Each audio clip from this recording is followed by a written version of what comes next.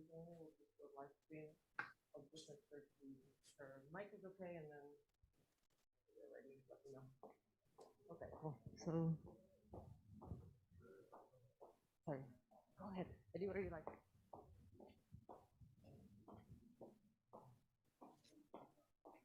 Just want to make sure we hear you okay, Ursula.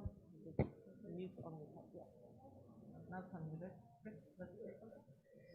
Yeah, good morning. Okay. I'm going to press it again. Yeah. Mute now. Yeah.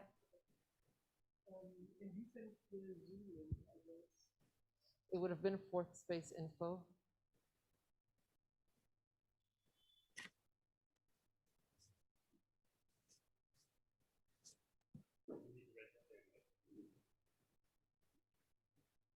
Oh, he's got it.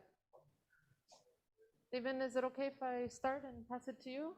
Yeah. Yeah? Okay. Ursula, good? Awesome.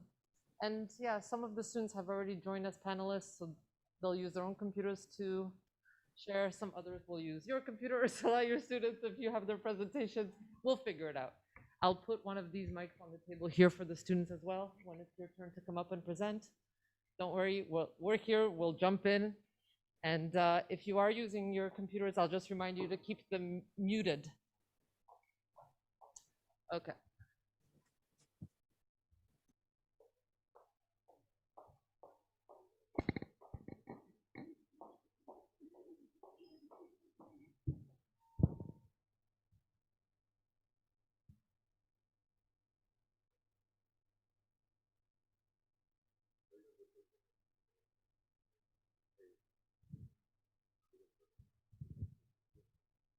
All right.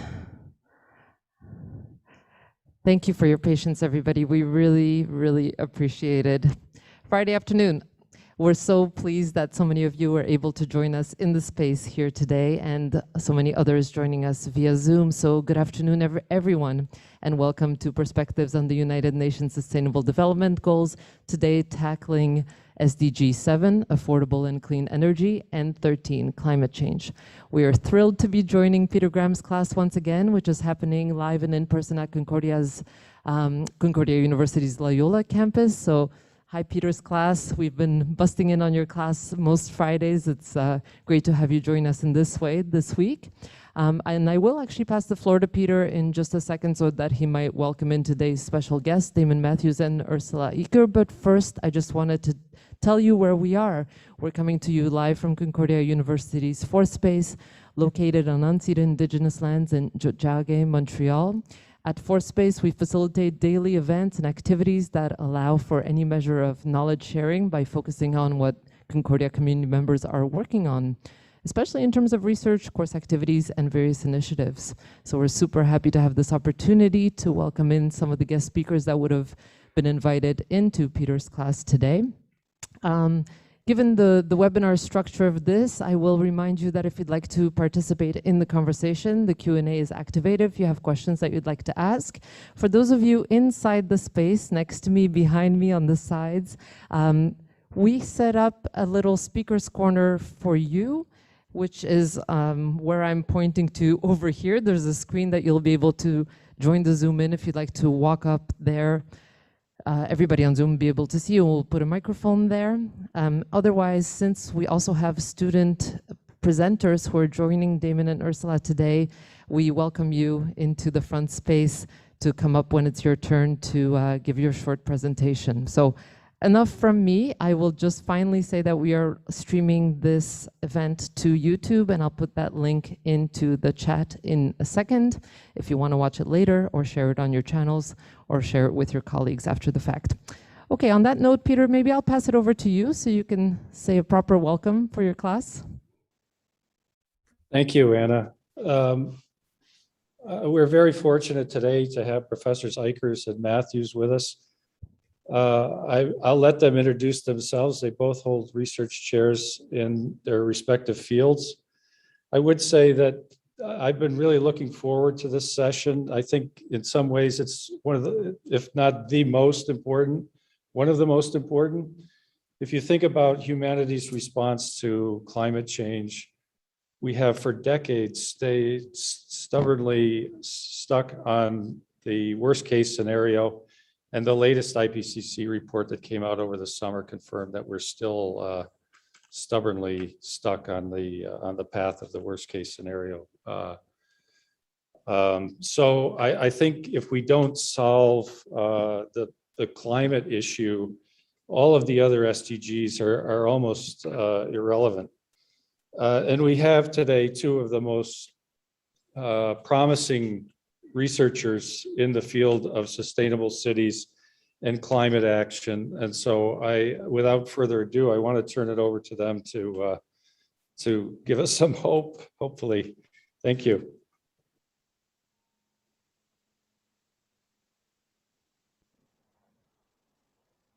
Okay, thank you, Peter. So this is Damon Matthews speaking. I'm going to start and talk about the climate action SDG for probably about 25 minutes or half an hour.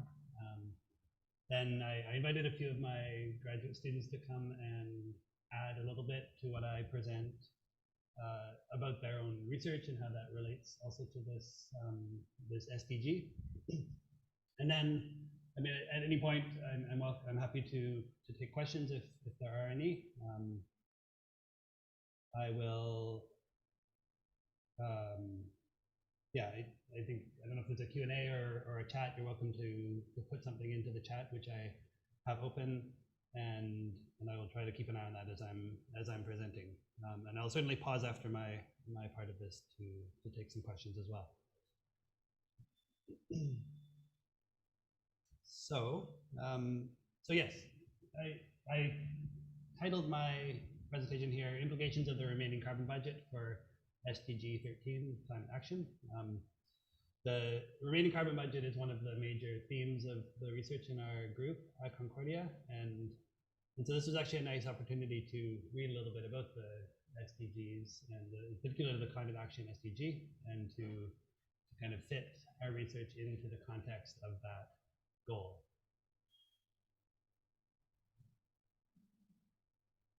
Someone in the Q&A said that the sound is very low and far away from me. Can that be adjusted?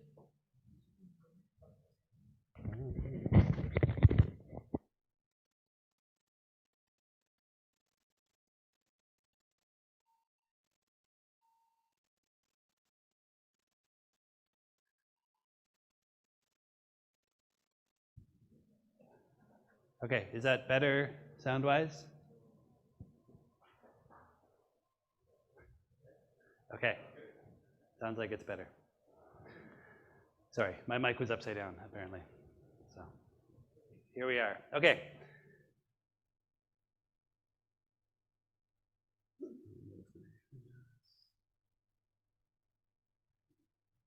Okay, so the climate action SDG. Take urgent action to combat climate change and its impact. So this is a big topic.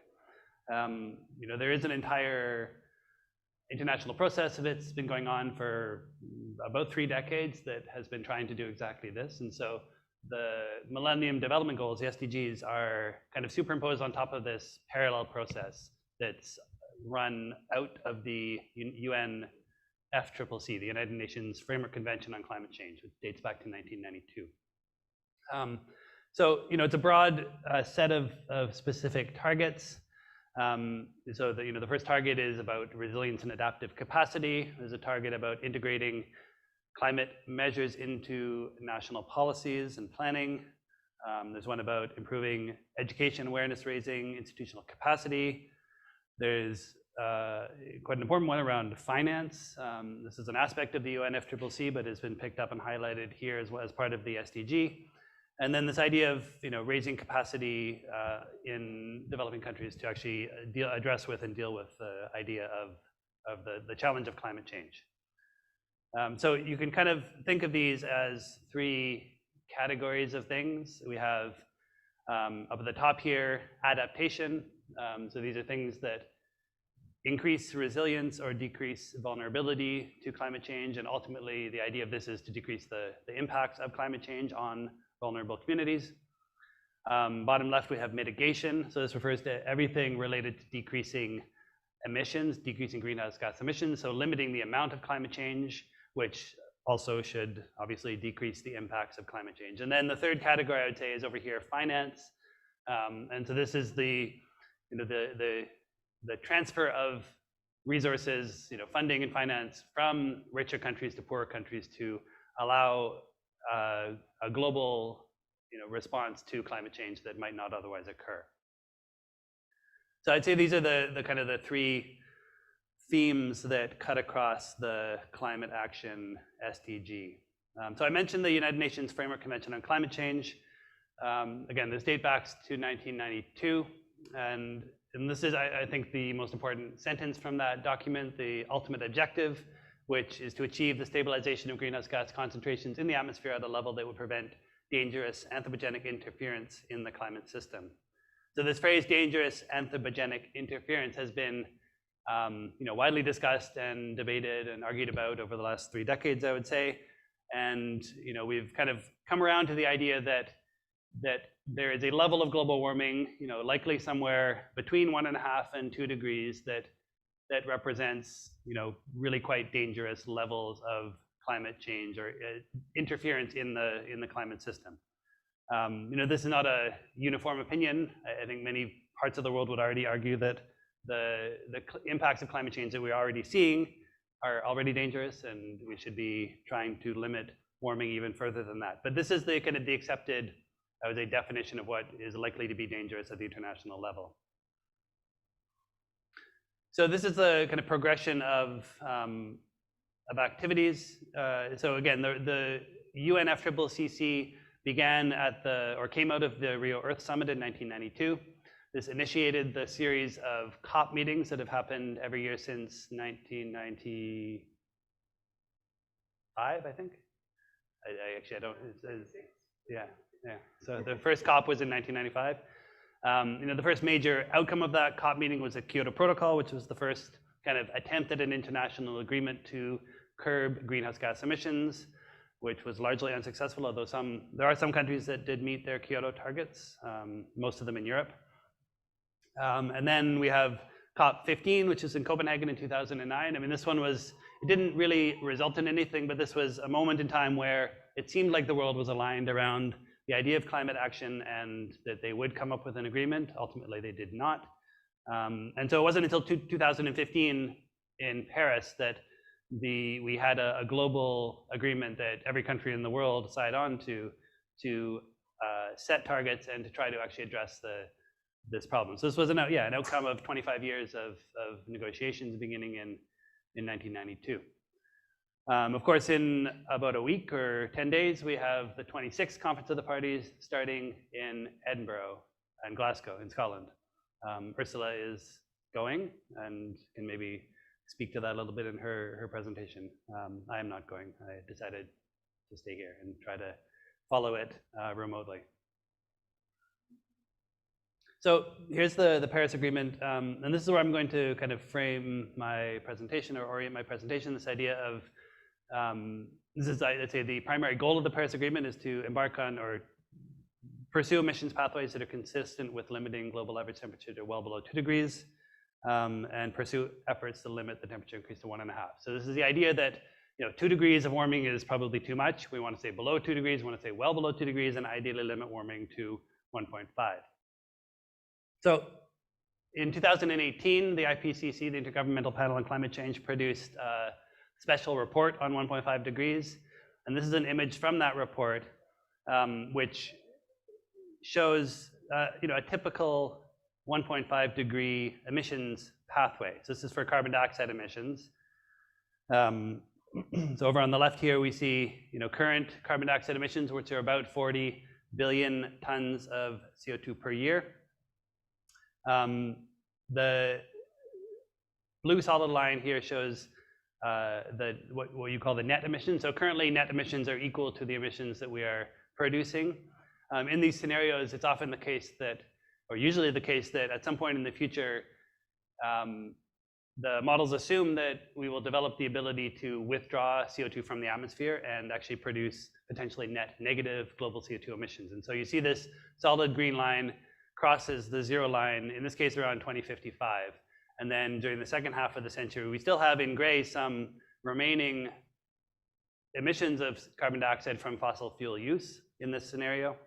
And those are compensated and exceeded by active withdrawals of CO2 from the atmosphere. And these withdrawals could be, in this scenario, two different mechanisms. One is what we would call agriculture, forestry, and land use. So this is any kind of use of natural systems or managed forests to sequester carbon. And then the other is the actual active generation of energy using biomass and sequestration in geologic reservoirs. So this is a scenario, and this is a, I'd say one of the big areas of controversy around the 1.5 degree target is this assumption that, within a few decades, we are going to be able to achieve active removal of CO2 from the atmosphere is a very important assumption that many people don't actually agree with. And so I'm going to kind of offer you a different way of thinking about this problem, because it does affect how quickly we need to decrease our emissions. If we assume that we can compensate for slower emissions decreases in the coming decades with carbon dioxide removal towards the end of the century, then that means we maybe don't have to decrease our emissions as quickly. If we decide that that's unlikely to be the case for various reasons, and there are many compelling reasons why it might be very difficult to remove CO2 from the atmosphere at this level, then we need to decrease our emissions quite a lot faster. So I'm going to speak to you about what we call the remaining carbon budget, which is another way of framing the climate mitigation challenge. So here's a definition of the remaining carbon budget: the quantity of future cumulative or total CO2 emissions that would be consistent with limiting global mean temperature to a given level. So a couple of footnotes on this. So it's a total quantity of CO2 emissions that we produce either from fossil fuels or land use, things like deforestation, up until the point in time that CO2 emissions reach net zero. So it refers to the total quantity of positive emissions that we produce and does not assume any subsequent removal of CO2 from the atmosphere. If we can limit total emissions to this quantity, then that would be consistent with a given level of warming. And if we are able to withdraw CO2 from the atmosphere, then maybe we can reverse some of that warming, but it's not a built-in assumption in the carbon budget itself.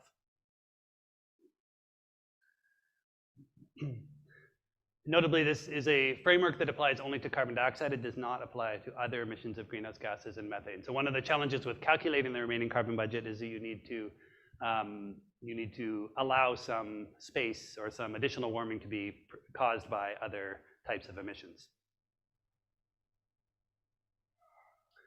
So there's lots of ways of visualizing the remaining carbon budget. Here is one of them. You can think about all of the warming that has occurred to date caused by the total amount of CO2 that has been produced to date.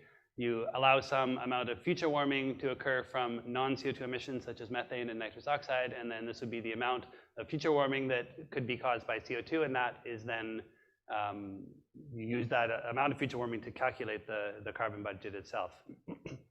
And it's a very simple concept. You can kind of take numbers and draw circles and identify quantities. So here's a visualization of the estimates of the remaining carbon budget from the special report on 1.5 degrees in 2018.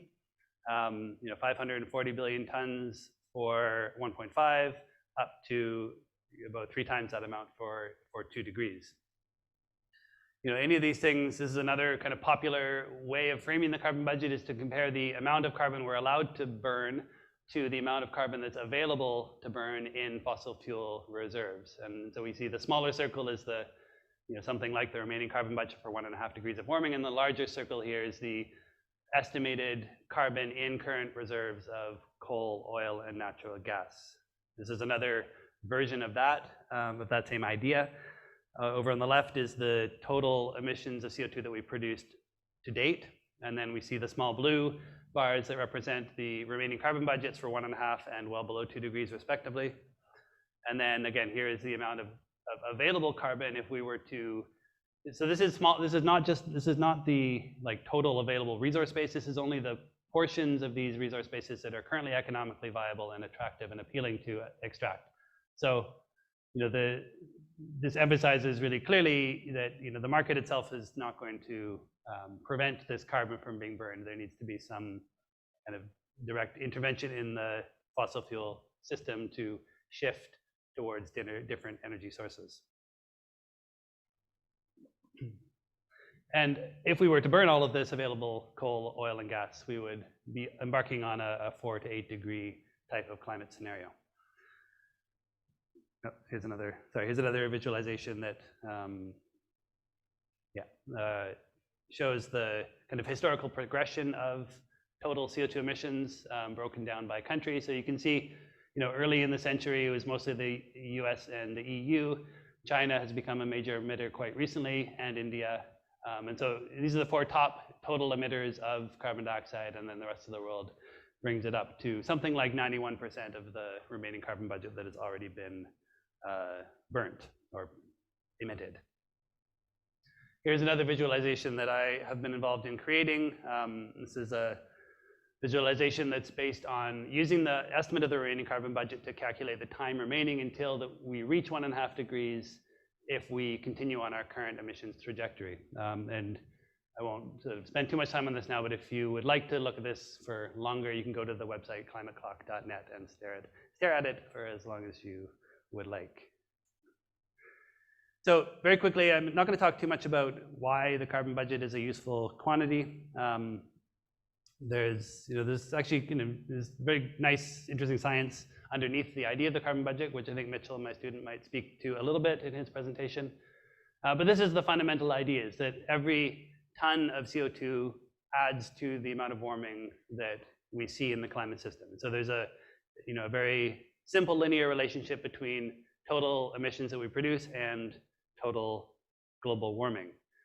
So consequently, you can take your some climate target, and you can use this relationship to infer the total amount of carbon that will be consistent with that amount of warming. And then we have how much we've already emitted, and then what is left is what is the remaining carbon budget. These are the latest estimates of the remaining carbon budget from the IPCC report that just came out a couple of months ago. And there's 2 numbers that I've highlighted in red for the 1.5 degree target. And the reason there are 2 is because any estimate of the remaining carbon budget is attached to some probability distribution and some estimate of how likely we will be to achieve that level of warming if we emit that amount of carbon. So 50% likelihood carbon budget means that if we, this is kind of the best estimate of the carbon budget given the uncertainty, but it carries a 1 in 2 chance of actually keeping temperatures below 1.5 degrees if we emit that amount of carbon. If we want a 2 in 3 chance of staying below 1.5 degrees, we have to emit less CO2. So in this case, the carbon budget is reduced by about 25%. And that's a reflection of the uncertainty associated with estimates of the remaining carbon budget. There's lots of different types of uncertainty in this equation. There's geophysical or scientific uncertainty. This suggests that we don't understand the climate system well enough to be really precise about how we estimate the carbon budget. There's socioeconomic uncertainty, and this is that we actually don't understand human decisions very well, and those human decisions also affect how much carbon we are allowed to emit.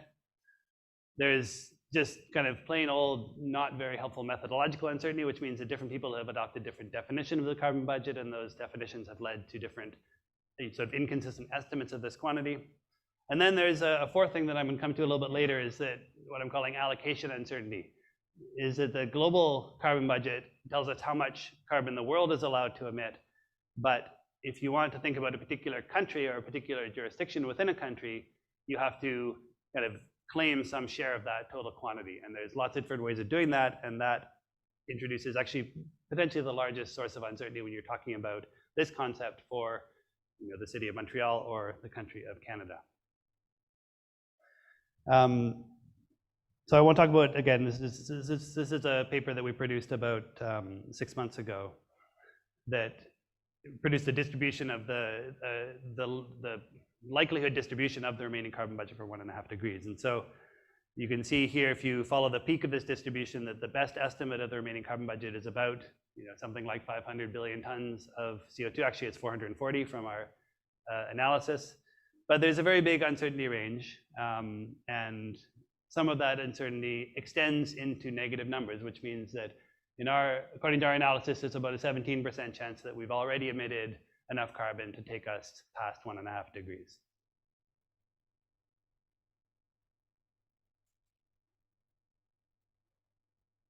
Okay, so what does this mean for policy? So coming back to this statement in the Paris Agreement of limiting warming to well below 2 degrees or 1.5 degrees ideally.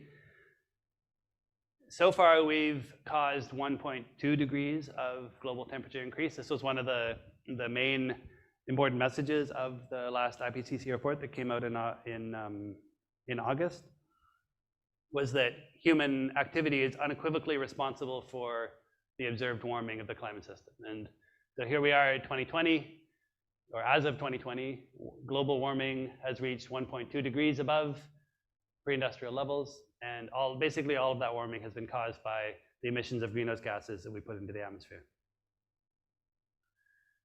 So, what do we have left, and also where are we actually headed? And so here I would actually disagree a little bit with one of Peter's opening remarks.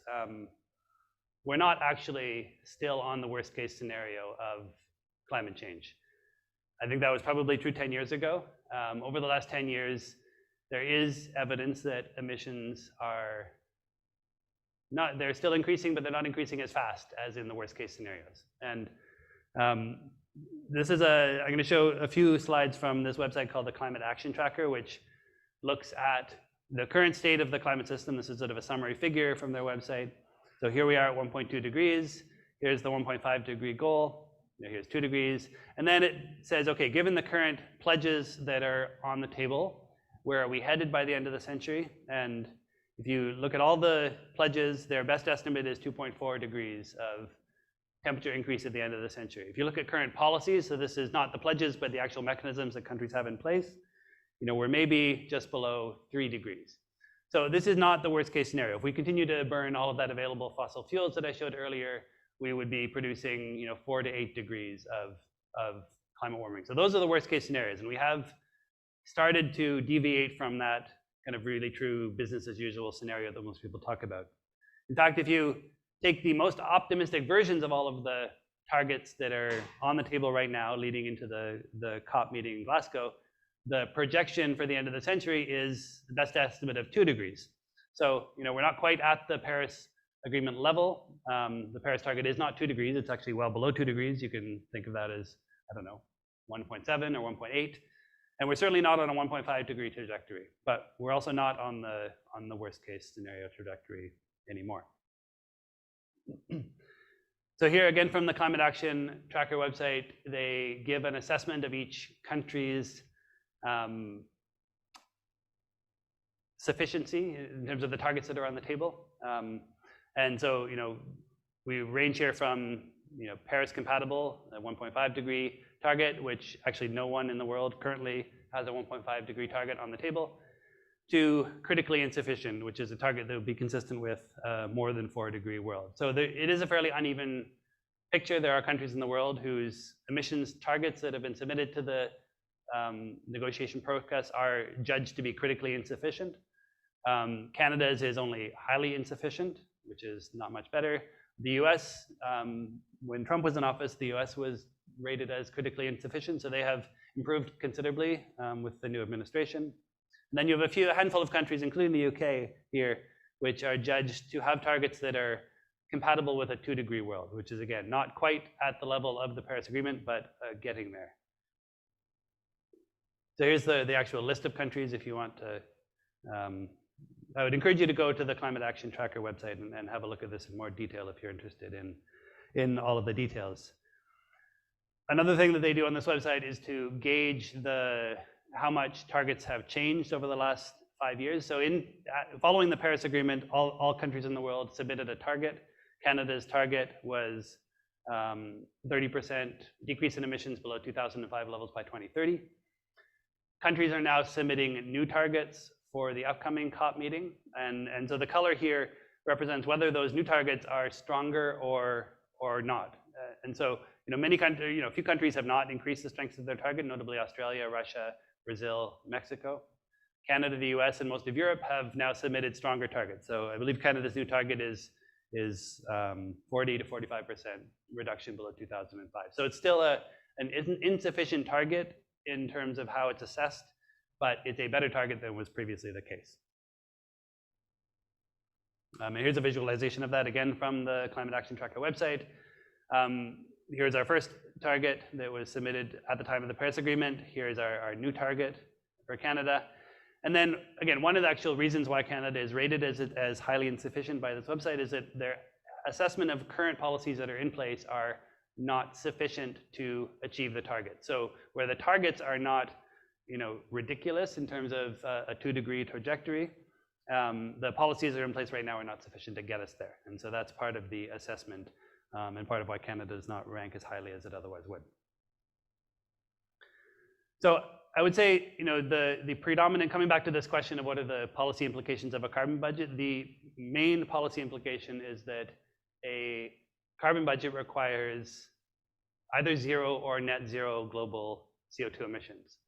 If every emission of CO2 produces warming, if we continue to emit CO2 even at some low level, we will continue to increase global temperatures. And so we do need to, so this idea of a net zero target is actually quite a recent idea that's gaining traction and relates fundamentally to this idea of a carbon budget and a finite amount of CO2 that we're allowed to emit. Canada has also submitted a net zero by 2050 target. So the important question is, yes, we need net zero emissions, but by when do we need to achieve them in order to reach these targets? And so using the carbon budget, you can very easily calculate what sort of emissions trajectory would be consistent with a given global temperature target, and then by when we need to achieve net zero. So using our carbon budget analysis that I showed you very quickly earlier, you can draw these kind of schematics of current emissions, a little bit above 40 billion tons of carbon per year. If we want to embark on a well below 2-degree scenario, we need to achieve net zero, global net zero emissions by 2060. If we want to have a good chance, a reasonable chance at a 1.5-degree scenario, we would need to achieve net zero by 2040. So this is about a 20-year time frame over which to decarbonize the entire global economy. So, that's one thing, but then there's this other question of how we take this information and use it to inform national emissions targets. And so, how do you get from a global budget to a national budget? There's actually two things you need to do. One, you need to take this total quantity and allocate it over time. And so one way of allocation is just that linear decrease that I showed. But you also have to allocate the global amount among countries, and that's actually a much more difficult thing to do. So here's the idea of taking these linear trajectories and breaking them up over time. So you could, if the world were to follow one of these trajectories, you could choose a 5-year period and calculate the total amount of carbon that the world can produce within that 5-year period in order to remain on this trajectory. This is actually the approach that the UK has adopted in their carbon budget policy. So the UK has one of the better implementations of carbon budget at the national level. They have the black line shows the CO2 emissions from the UK that have dropped by something like 40% over the last 30 years. And then you see those emissions continuing down to zero in their case by 2050. And so they have these 6 carbon budget periods, and each of them has a quantity of CO2 that the UK is allowed to emit in order to remain consistent with their trajectory. So then, but then this question of how if you're the UK or Canada, how do you decide how much of that carbon budget you're allowed to emit in order to be making a contribution to the global effort? And so this gets into questions of fairness and equity, which are very difficult to discuss from a scientific point of view. But the general idea is that if you have a global remaining budget, you need to come up with national allocations of that are consistent with the global total, and you need to consider issues of capacity. So how able is a particular country to decrease their emissions? You want to include issues of equality. We should not have certain countries that are able to emit hugely more than other countries, because that would not be fair. And then there's an additional question of responsibility, that many countries in the world are much more responsible for the climate problem than others. And a responsibility-based argument would suggest that those countries should be decreasing their emissions more quickly. And so if you take this idea and very kind of simply overlay it against the carbon budget emissions trajectories, in the case of this 1.5 degree scenario, for example, if the world needs to achieve net zero emissions by 2040, countries that are more responsible and more capable need to achieve net zero emissions before 2040. And so Canada is absolutely in that category of countries that should be setting emissions targets that are more ambitious than the rest of the world, not consistent with the global average.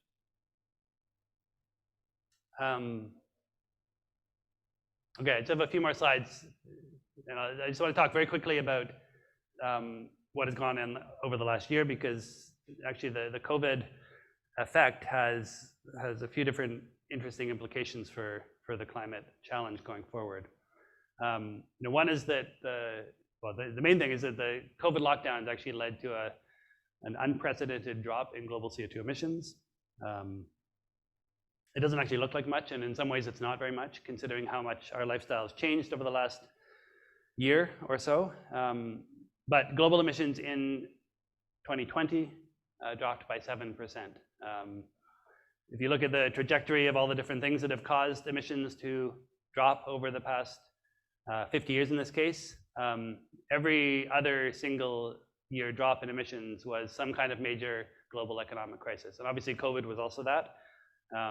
But the lockdowns in particular had additional effects, which was so a lot of this drop, which reached its peak in April 2020, was due to decreased transportation, so surface transportation and aviation. And so, there's a few different things you can take from this. One is that, if we do decrease the amount of transportation that we embark on, that is one way of decreasing emissions. The other thing to note is that it's not going to actually get us all that far. The whole world basically stopped traveling for a period of about a month or two, and global emissions in that time only dropped by, at their peak, about 15%, but then aggregated over the year is about 7%. So there's clearly more that needs to be done to change the structure of the economy in order to achieve more rapid emissions reductions. The thing is that single year drop of emissions was actually very consistent with what we need to do every year in order to embark on a 1.5 degree pathway. Unfortunately, it seems like emissions in 2021 are going to rebound quite dramatically, and those new emissions data should be out in a few weeks. And so in some ways we have not taken the opportunity to capitalize on this 1 year drop of emissions, and we need to figure out how to repeat that on purpose using whatever policy mechanisms are at our disposal. So there's kind of remains this emissions gap, if you will, between the types of pathways that we need to embark on to be consistent with the Paris Agreement and the current projections of where emissions are likely to go. This picture was produced actually about a year ago, sort of right in the middle of the COVID pandemic. And the most recent one looks like this. And so, actually you can see over the last year, this emissions gap has narrowed a little bit. The gap is maybe by about 10 or 15%. We're 10 or 15% closer to the types of emissions pathways that we need to be on in order to reach the Paris Agreement than we were a year ago. And so that's actually not nothing. It does indicate that we're moving in the right direction, but there's a lot more that needs to be done in order to get us there. Okay, I'm going to stop there in terms of my presentation. I'm happy to take a couple of questions if there are any. I'm not sure how questions are usually posed in this class.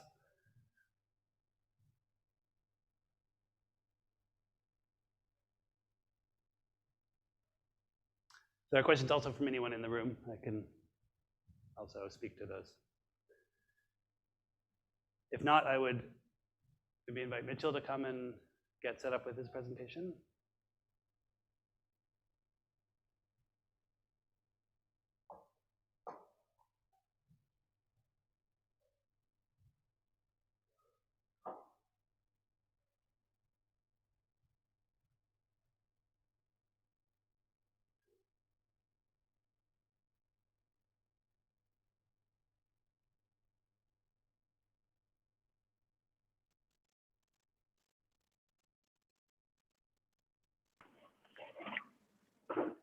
Hello, can you hear me?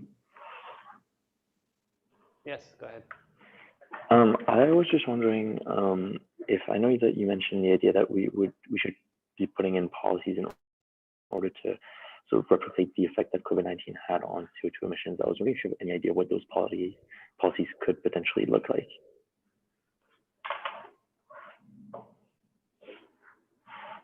Could you repeat that? I actually didn't catch your question. Can you hear me? Can you hear me properly? I can hear you. It's a little muffled though, so maybe you could try again. Okay. So I know that you mentioned sort of the idea that we should be putting in policies in order to try to sort of replicate the effect that COVID-19 had on the decrease of CO2 emissions. Yeah. I was wondering if you have any sort of idea of what those policies could look like, or if there's any sort of suggestions in terms of what governments could put in place in order for that to be able to reoccur. Yeah. Yeah. So when I say that, I mean emissions dropped by 7% in 2020. You know, it's never happened before, and it basically happened as a side effect of global lockdowns. And so the idea is that, you know, if we actually put our minds to it, I think there are quite a few things that we could do to achieve that level of emissions reductions on purpose. You know, there was and remains still an opportunity for governments to direct their kind of COVID stimulus recovery investments towards things like clean energy. So I mean, Ursula's going to speak about clean energy. I mean, that's obviously a really big part of the picture. You know, better mobility options is another really important thing. You know, I think there's like a myriad number of different options that we're able to do. I mean, it could be like moratorium on coal. It could be you know, scaling up renewable energy generation. There's lots of different policy options that are available, and to some extent we are embarking on some of those. But you know, there's still resistance to really directing government investment towards climate challenges. I mean, we saw with COVID that the governments were able to kind of take really sweeping measures to intervene in our lives and in the economy because of the pandemic, and governments have not, for whatever reason, felt able to do that yet for the climate challenge. And so, you know, until they really do have that, either decide to do it or are given the public license to do it, we're not going to see the level of action that we need.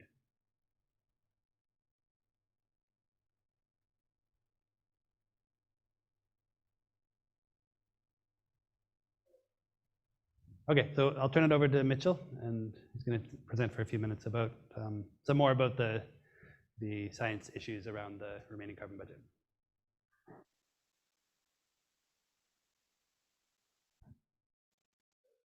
Hello. Hi, everybody. My name is Mitchell Dickow, and I will be presenting on the scientific foundation of the remaining carbon budget.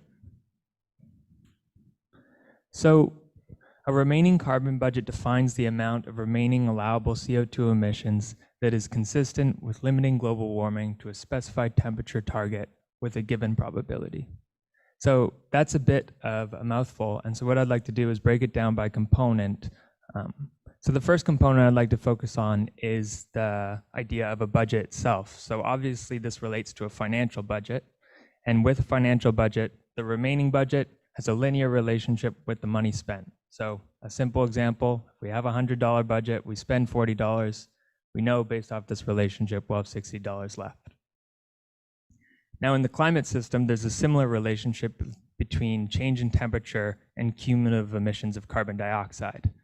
Now, this seems remarkable, and it really is, given the complexity of the climate system, to have such a simple relationship that allows us to budget for carbon emissions in a similar way. Now, the characteristics of CO2 that allow for a linear relationship between emissions and warming are first that each unit of CO2 causes the same amount of warming. So 1 billion tons of CO2 emitted in 1950 would cause, or did cause, the same amount of warming as 1 billion tons of CO2 emitted today, even though the atmospheric concentration of CO2 at the two times is different. Secondly, the warming effects of CO2 persist for centuries. So the warming caused by CO2 emitted in 1950 is still present today and will persist for centuries to come. And finally, CO2 emissions must reach zero to stabilize warming. And so because of these characteristics of CO2, we can fit CO2 into a budget framework. Now, by using the remaining carbon budget, this linear relationship between change in temperature and CO2 emissions allows us to estimate the amount of remaining allowable CO2 emissions consistent with limiting global warming to a specified temperature target. So using this relationship, we can plot our historical emissions, which are about 23 billion tons of CO2, and we can see that that corresponds to about 1.1, a little bit more, degrees of warming. However, we can also use this relationship to look into the future. So if we pick a different temperature threshold, such as 1.5 degrees, we can see that corresponds with roughly 3,300 billion tons of CO2. And if we subtract what we've emitted historically already, then we have the remaining carbon budget for 1.5 degrees. Similarly, this can be done for other temperature targets as well. Now, if there was no uncertainty in this relationship between change in temperature and cumulative emissions of carbon dioxide, we would be able to give the remaining carbon budget as a single quantity. However, there is some sources of uncertainty that affect this relationship. So the first is some uncertainty in this relationship itself. So exactly where does the slope of this line fit? And that is known as TCRE uncertainty. So an example of this would be how the carbon cycle reacts to emissions in the future. Currently, about 50% of our emissions remain in the atmosphere, and 50% of our emissions are taken up by vegetation and by the ocean. However, we know that these proportions will change in the future as we continue to emit CO2, but exactly how much they'll change is slightly uncertain, and this causes a bit of uncertainty in this relationship. Climate models that are used to to quantify remaining carbon budgets also are just approximations of the climate system. So if there are any poorly represented or unrepresented components of the climate system in the climate model, we need to account for those separately in our remaining carbon budget estimates. Another source of uncertainty is the fact that when we reach net zero emissions, there's a possibility of temperature changing, either increasing or decreasing as a result of our past emissions. And this is known as the zero emissions commitment. As Damon was saying, there's also other gases and emissions that affect temperature. So we can think of methane or nitrous oxide or aerosols, and the future pathway of these emissions, so the timing, the rate, the magnitude of emissions will affect our remaining carbon budget, and this causes uncertainty as well. And finally, the actual temperature impacts of some of these non-CO2 emissions causes some uncertainty. So for instance, aerosol emissions, we know where their effect on temperature lies within a range. However, we can't specifically pinpoint their effect on temperature. So one thing to note about these 5 sources of uncertainty that affect remaining carbon budget estimates is that 4 of them, the 4 represented by solid colored lines, are geophysical in nature. So we can observe these and do experiments to constrain this uncertainty and have more certain remaining carbon budget estimates. However, the non-CO2 emissions pathway uncertainty, that's socioeconomic in nature. So that depends on human systems and decision making. So because of these sources of uncertainty, a remaining carbon budget estimate is given with an associated probability. So this is one way you can visualize a remaining carbon budget. So you can see the remaining carbon budgets for 1.5, 1.75, and 2 degrees. If we look at the actual quantities of these budgets, we can see that a particular quantity for a remaining carbon budget has overlap between temperature targets that are close by. So if we look at the 50% the remaining carbon budget for having a 50% chance of limiting warming to 1.5 degrees, that corresponds with having an 81% chance of limiting warming to 1.75 degrees and a 96% chance of limiting warming to 2 degrees.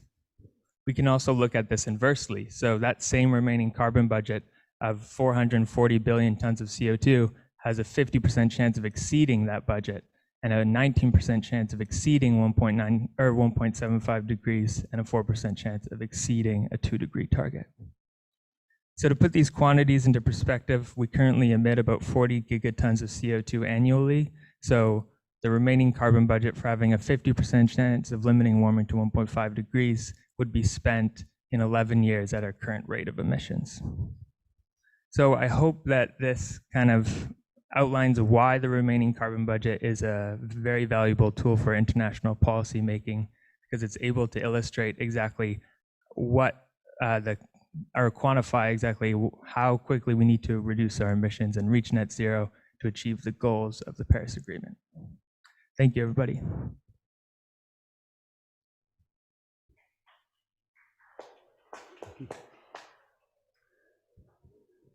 Is there any quick questions for Mitchell? We can take those now, or There's a question from Peter. Go ahead, Yeah. Peter. I have a quick question.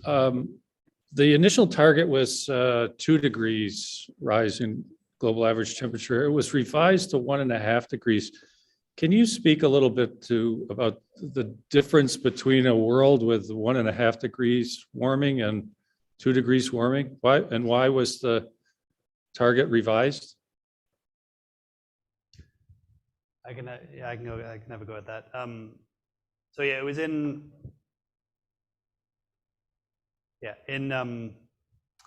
Copenhagen, actually, in 2009.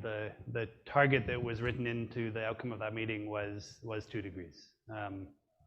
And so the thought leading up to the Paris agreements was that 2 degrees would probably remain the target. And so there was a very concerted effort by low-lying states in particular, and countries that aligned with low-lying vulnerable countries to push for a more ambitious target. And so in the end, the wording was well below 2 degrees, which is not the same as 2 degrees.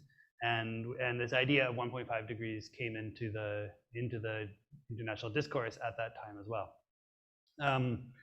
At that time in 2015, this was actually maybe one of the few examples of the policy world around climate mitigation moving quicker than the science. There was very little science at that time about what the difference between 1.5 degrees and 2 degrees would actually mean. Mostly because I think most scientists assumed that we had no chance of actually limiting warming to 1.5 degrees, let alone 2. And so the UNFCCC commissioned the IPCC to produce the special report on 1.5 degrees. And so there's an entire report that if you want to go and read it, will answer your question in very thorough detail. I think the quick summary is that the severity of global warming tends to scale with the global mean temperature increase. And so, there's not a lot of evidence for particular global tipping points. The more we emit, the worse climate impacts will become. And so, but there is this idea that if we limit warming to less than 1.5 degrees, we will be at the kind of the upper end of kind of the current climate regime around the world. So the things that are extreme climate events now will be much more normal climate events at 1.5 degrees. And the extremes at 1.5 degrees will probably be unprecedented relative to what we've seen historically. But if we get to 2 degrees, that the kind of the normal climate would actually shift potentially outside of the current range of what we experience. And so that's one kind of qualitative difference, I would say. And then there's kind of specific things. Coral reefs are one very vulnerable ecosystem that the threshold for the survival of the world's coral reefs is thought to lie somewhere between 1.5 and 2 degrees. And so this is a kind of a very important ecological metric that people point to as one of the rationales for 1.5 degrees.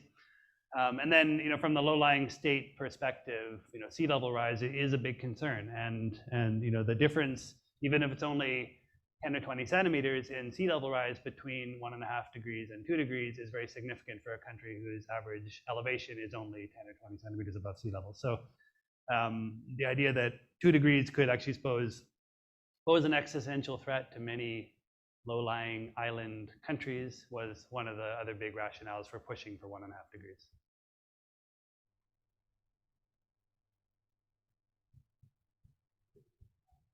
Okay, maybe I think we were going to have Daniel present next. Daniel is somewhere on Zoom. If you want to reveal Daniel, yourself. if you'd like to, there he is. Hi, could I just share my screen? You can, yeah. Can you see the keynote here? Yep, you might just want to go full screen, make it bigger. Yeah, I'm gonna move this. We're seeing your presenter mode. Yeah.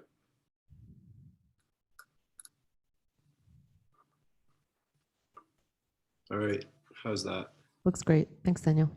And the audio okay? Yep. Great. So yeah, hi, I'm Daniel Warren-Greenford, and I'm a PhD candidate with Damon. And today I'm going to talk to you about some climate tests that I've been working on that will be coming out in a peer-reviewed paper in the future. But the initial research was done actually for public consultation here in Quebec for GNL Quebec, which was now rejected by the Bureau d'Audience Publique sur l'Environnement. It was work I did with Greenpeace. So that report is available online. And this is some updated work.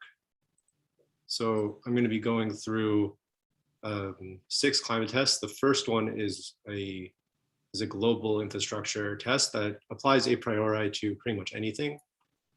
The next one will be about cost optimal energy transitions based on macroeconomic like IEM research, integrated assessment modeling research done by people in UCL, and then stuff that's very much specific to Canada using national decarbonization models and national energy targets, emissions reductions targets, scaling that down to see if fossil fuel projects like a new liquefied natural gas, or in better, now in the parlance, we say fossil gas or fossil methane gas, and see if these new gas projects are compatible with either global energy transitions, our fair shares, or national decarbonization models that may or may not be compatible with 1.5 or 2 degrees. So first off, just before even looking at national scale stuff, we should consider that based on all the infrastructure that we've built to date, there isn't any room for new infrastructure. This is on the demand side. It's not on extraction, but based on things that use fossil fuels. We see like power plants and cars. We've already built enough infrastructure to bring us past 1.5 degrees. And so on the demand side, we don't need it. On the supply side, we now have more information showing that that even under very optimistic assumptions for 1.5 degree pathway, we don't need new fossil fuel infrastructure for producing or extracting fossil fuels like oil and gas. So the IEA's recent report, which is a very generous pathway to 1.5 degrees, concluded that we don't need new investments, we don't need new oil and gas fields if we are going to pursue extraction in line with the 1.5 degree world. And so for the project that I did specifically, we looked at a case study for proposed LNG terminal and for gas extraction overall in Canada. And we looked at it at the domestic scale and at the global scale, the kind of scaling down global targets to the national level. And of course, we made the argument that this is a needed thing. We can't just base things on our national targets because they're not necessarily compliant. Sorry about the cat.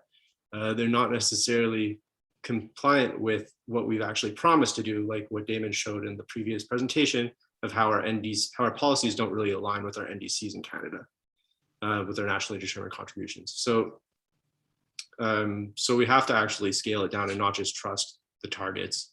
And also, and first off, we're going to be comparing our forecasted emissions, so that's the energy policy, with the climate policy or our proposed, decarbonization paths. So first off, we need to look at the forecasted emissions. And just before moving on, the problem here is that there's always been and still is a huge disconnection between what our energy policy is, what we're planning on extracting and burning, versus what the climate targets are, which, as Damon showed in the previous presentation, there's a huge discrepancy between the amount of emissions that would be caused if we burnt everything that's economically viable in the reserves versus the amount of emissions that are remaining under 1.5 or 2 degrees. And so this is just from our national energy projections, what the amount of fuel will be extracted according to the most recent projection from Canada's Energy Future, which is done by by Canada Energy Resources. And then I'm going to compare these cumulative extraction to projected extraction from global projects. 1 second.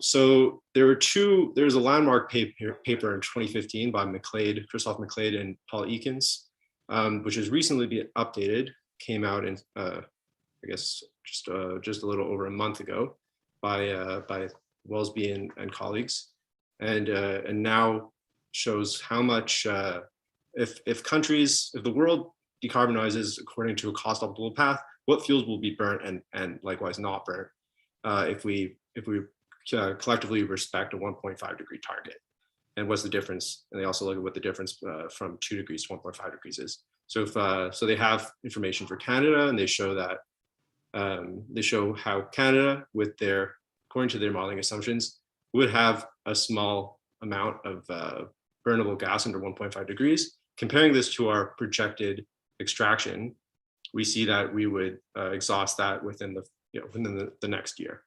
So all this to say, it's pretty clear that if you assume that that we should extract gas according to what's cheapest globally, or you believe in free market economics, then and want to respect 1.5 degrees, you can see that the energy projections for gas extraction are not 1.5 compatible, and will quickly use up what's remaining. And now for all the other tests, I'm just going to show you in brief.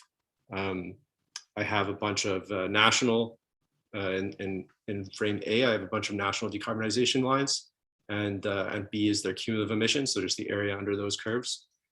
C is the scaled down to or the sectoral level for gas only.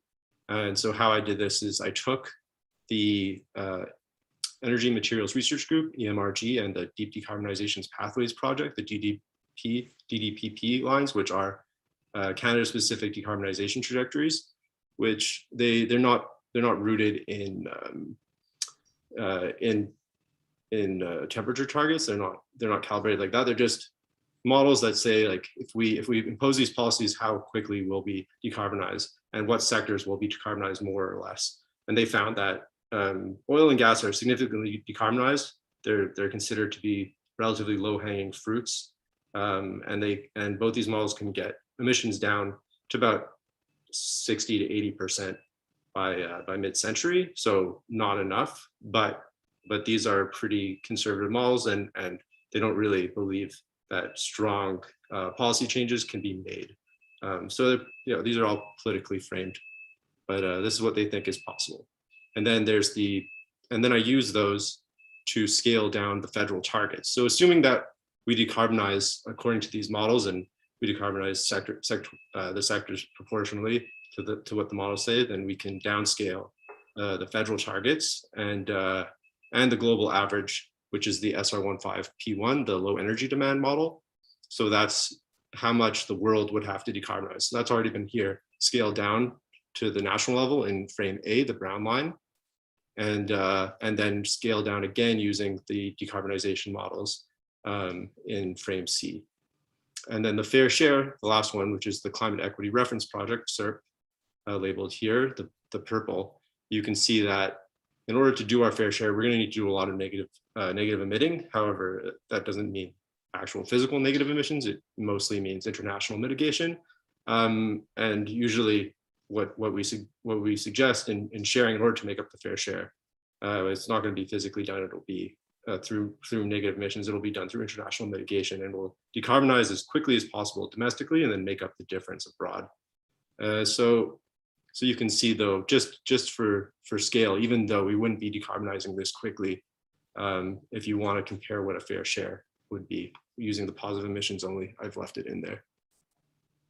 And now finally, just comparing all these cumulative emissions from those decarbonization pathways to the emissions estimated from the forecasted gas extraction, you can see here that none of these, even the most generous amount of emissions, which is the federal targets or the EMRG model for gas extraction, would be far less than even the low estimate of how much emissions would be emitted under the forecasted gas extraction.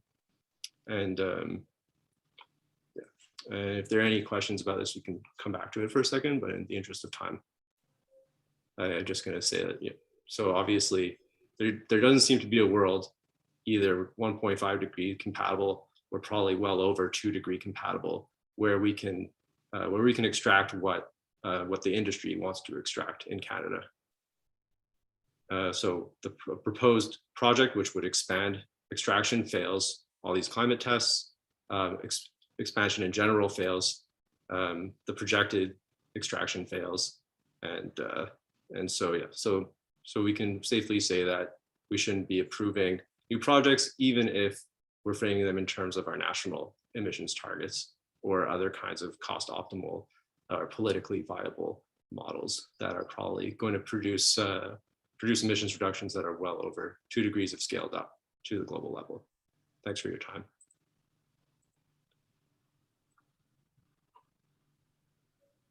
Okay, thanks, Dan. If there's any questions, I think next up, Maida, are you going to present? So if there's any questions, feel free to speak up as Maida is coming and getting set up.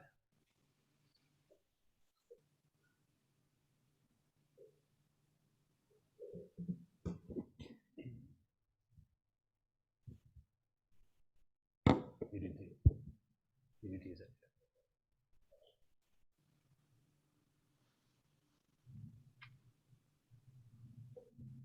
Okay, go ahead. Are you going to share your screen?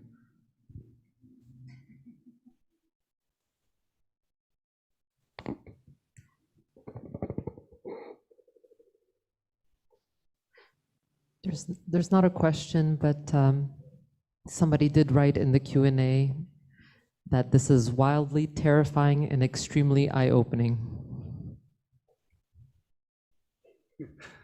I always do try to be wildly terrifying, so that's good.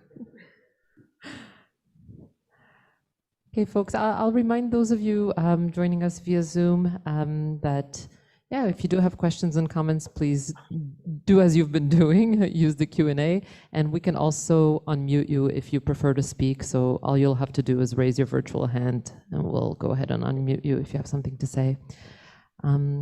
But I think we're almost ready to roll here. So we'll continue on with the presentations. Thanks very much. Thanks. So my name is Maida. I'm a PhD candidate in Damon's lab as well, in the geography department, and my general my general research interests are in corporate climate responsibility, what that actually means for companies, and how climate science and the global carbon budgets should shape corporate action around climate mitigation.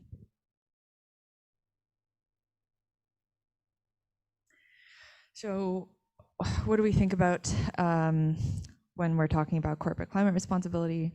Well, currently climate issues are discussed in the corporate sphere under the umbrella term of corporate social responsibility, or CSR.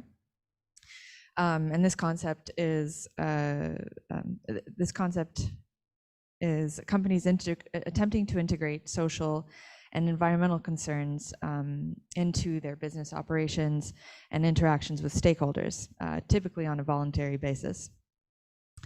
And because this is voluntary, there are also a slew of opportunities for companies to be engaged in climate issues. And that can range from anything like doing carbon footprints or greenhouse gas accounting, doing life cycle assessments on their products and services, reporting to organizations like the CDP, involving themselves in responsible investment, or supporting green technologies, and so on. Along with that also, we have an increased interest now in companies setting mitigation targets, or what we'll see is called science-based targets that are again aligned with global climate objectives.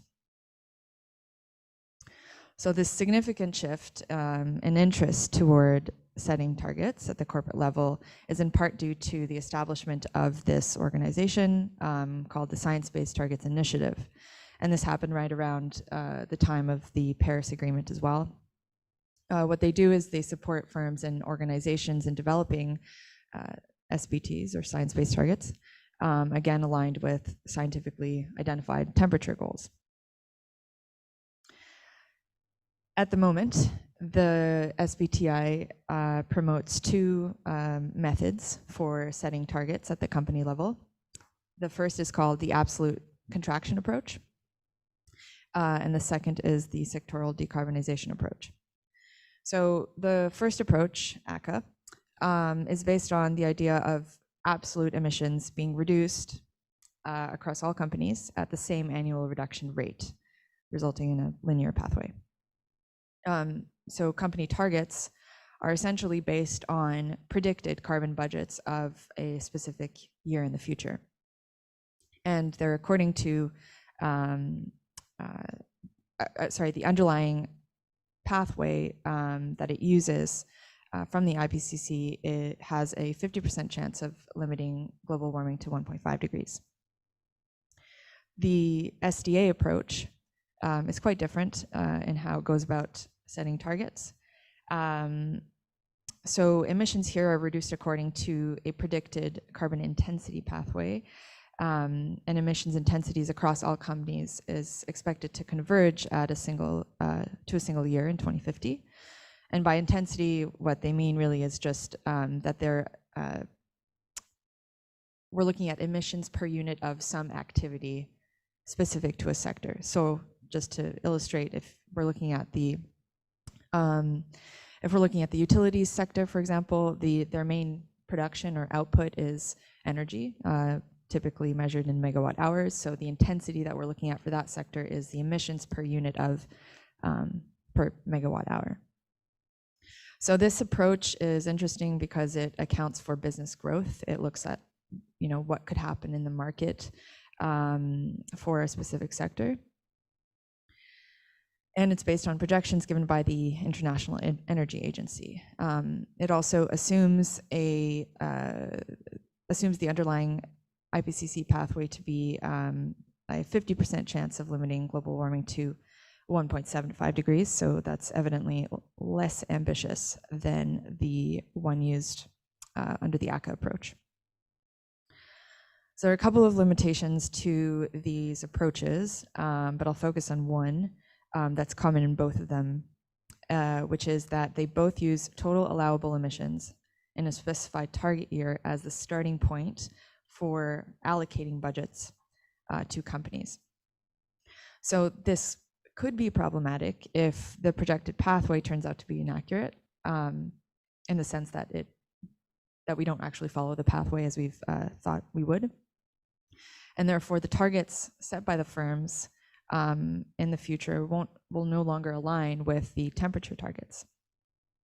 So to illustrate, let's say that an emission pathway that we're looking at is predicted to peak in 2020. But in actuality, it peaks years later.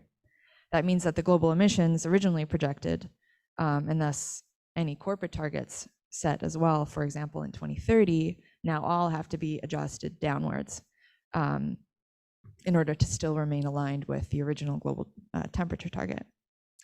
So effectively, we're showing here that the SBTs need to be periodically adjusted to reflect these potential misalignments with between projected and actual emissions. Another sort of sticking point is that these targets don't necessarily correspond directly to a fixed cumulative emissions budget between the baseline and the target year, sorry. And instead, again, it's depending on the annual targets that we're looking at on the presumed underlying emissions pathway. So, for example, if a firm sets a target for 2030, they could claim that they've made that target when we reach 2030, but we also it risks allowing these firms to emit greater absolute emissions in all prior years, and that way actually creating a significant underlying budget, total emissions. So sorry,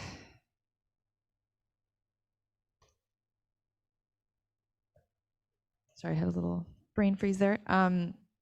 So since we know from Mitch's discussion and Damon's that cumulative emissions actually matter more than when we emit, whether that's in the 50 years ago, now, or in the future, how do we ensure that companies actually preserve the cumulative global carbon budget? Well, we could do that in a rather simplistic way, but effective way, and that's choosing to use the global carbon budgets as a starting point for allocating corporate budgets, rather than what the SBTI is doing at the moment, which is predicting, using the predicted annual budgets from different emission scenarios. So this is sort of what I've addressed in my recent research project. I've attempted to use this method, and I've also collected data for emissions of companies that have reported their direct emissions. And the method, again, that I've used is proportionally allocating sectoral carbon budgets to the firms that have reported their emissions based on global carbon budgets provided. And this reflects the principle of grandfathering. Essentially, you are taking into account past or current emissions and allocating future emissions rights according to that. So I think I'm running out of time here, but I'll just show this figure here that's a bit illustrative, but essentially it's providing a way of companies to think about how they might distribute their single carbon budget across the future up to 2100. There are a couple of different pathways they could take: a linear, exponential, or a logistic pathway, or something in between. But here we can see that there's quite a huge difference in where those pathways go, depending on if the underlying scenario is a 1.5 degree world or a well below 2 degree world. Thanks.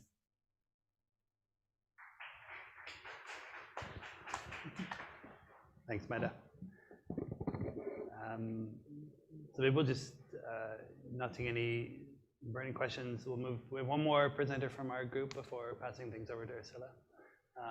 And that's Etienne, who is on Zoom somewhere as well. If you want to. Yes, right here. So I'm going to share my screen. Sorry.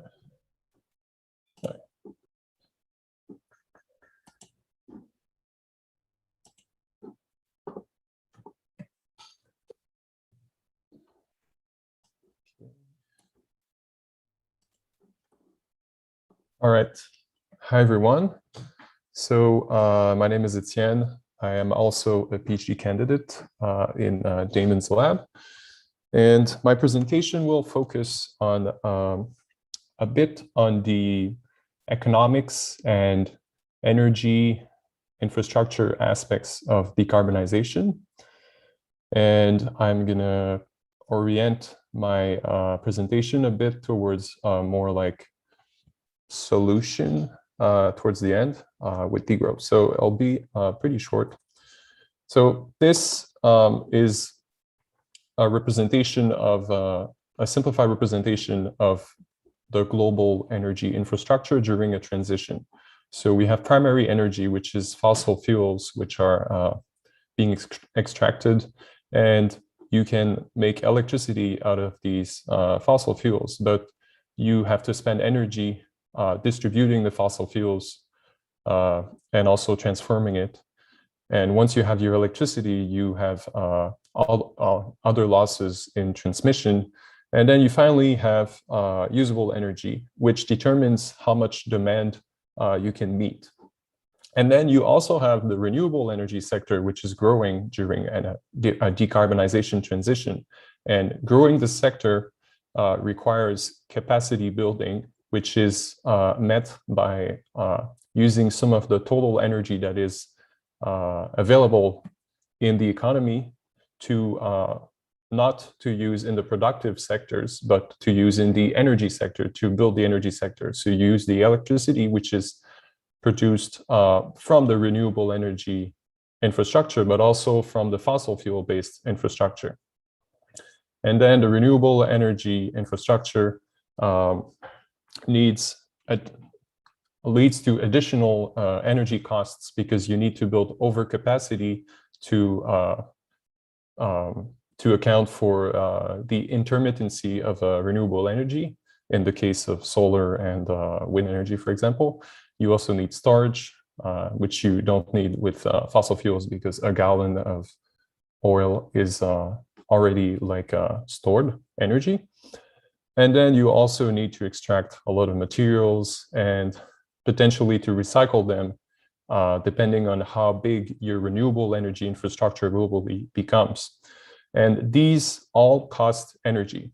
So the idea is that there is a well-documented energy emissions trap in a renewable energy transition, where if you transition fast to fully renewable energy, and now I'm talking mostly about the electricity generation part of the energy sector, but this also applies to the other parts. So if you transition fast to a renewable energy infrastructure, you will need to basically you need to crowd out investments in non-energy sectors. So in the sectors that produce economic growth, which can lead to economic instability. This has been demonstrated in many studies.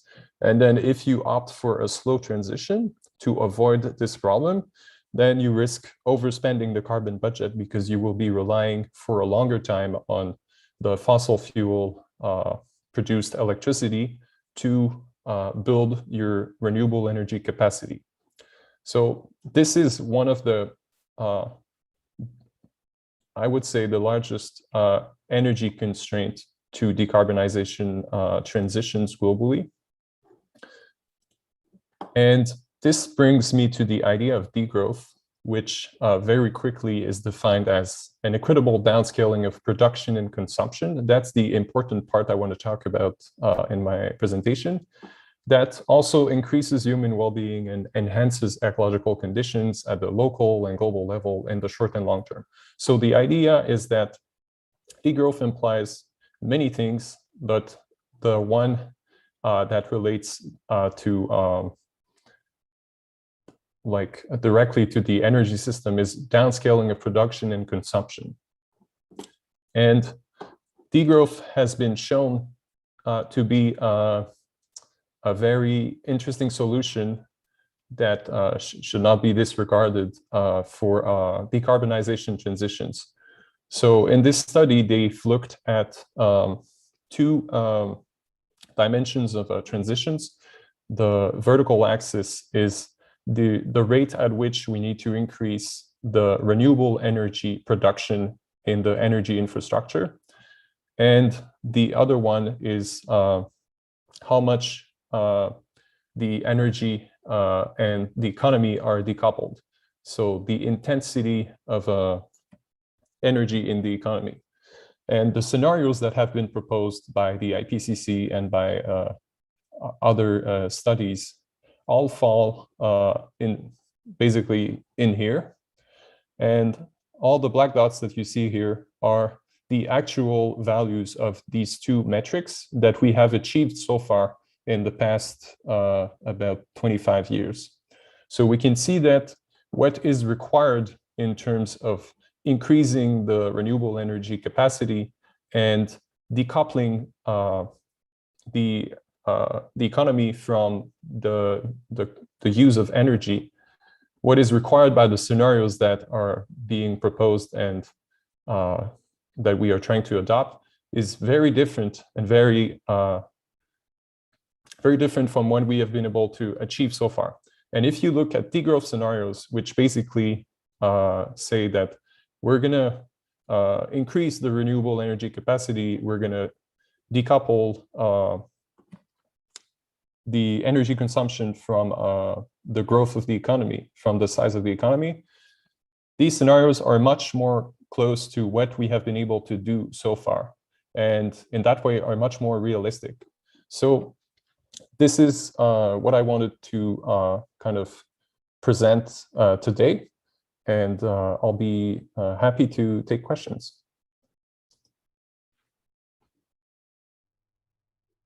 Thanks, Etienne. So Peter, I don't know if we should just keep going. I think we're done for the SDG 13 topic, and so I would pass it over to Ursula at this point. Is there any other questions before we do that, or should we just continue on?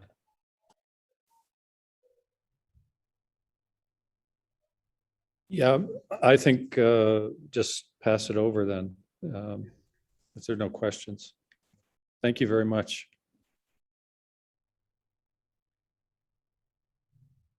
All right. Then welcome from my side. Okay, there's only an hour left, so but there's only 2 PhD students, so we might have a chance to make it in time.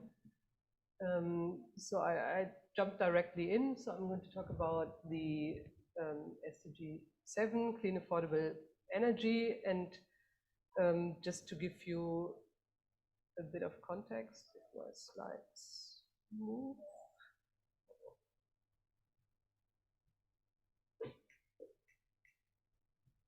Just a second.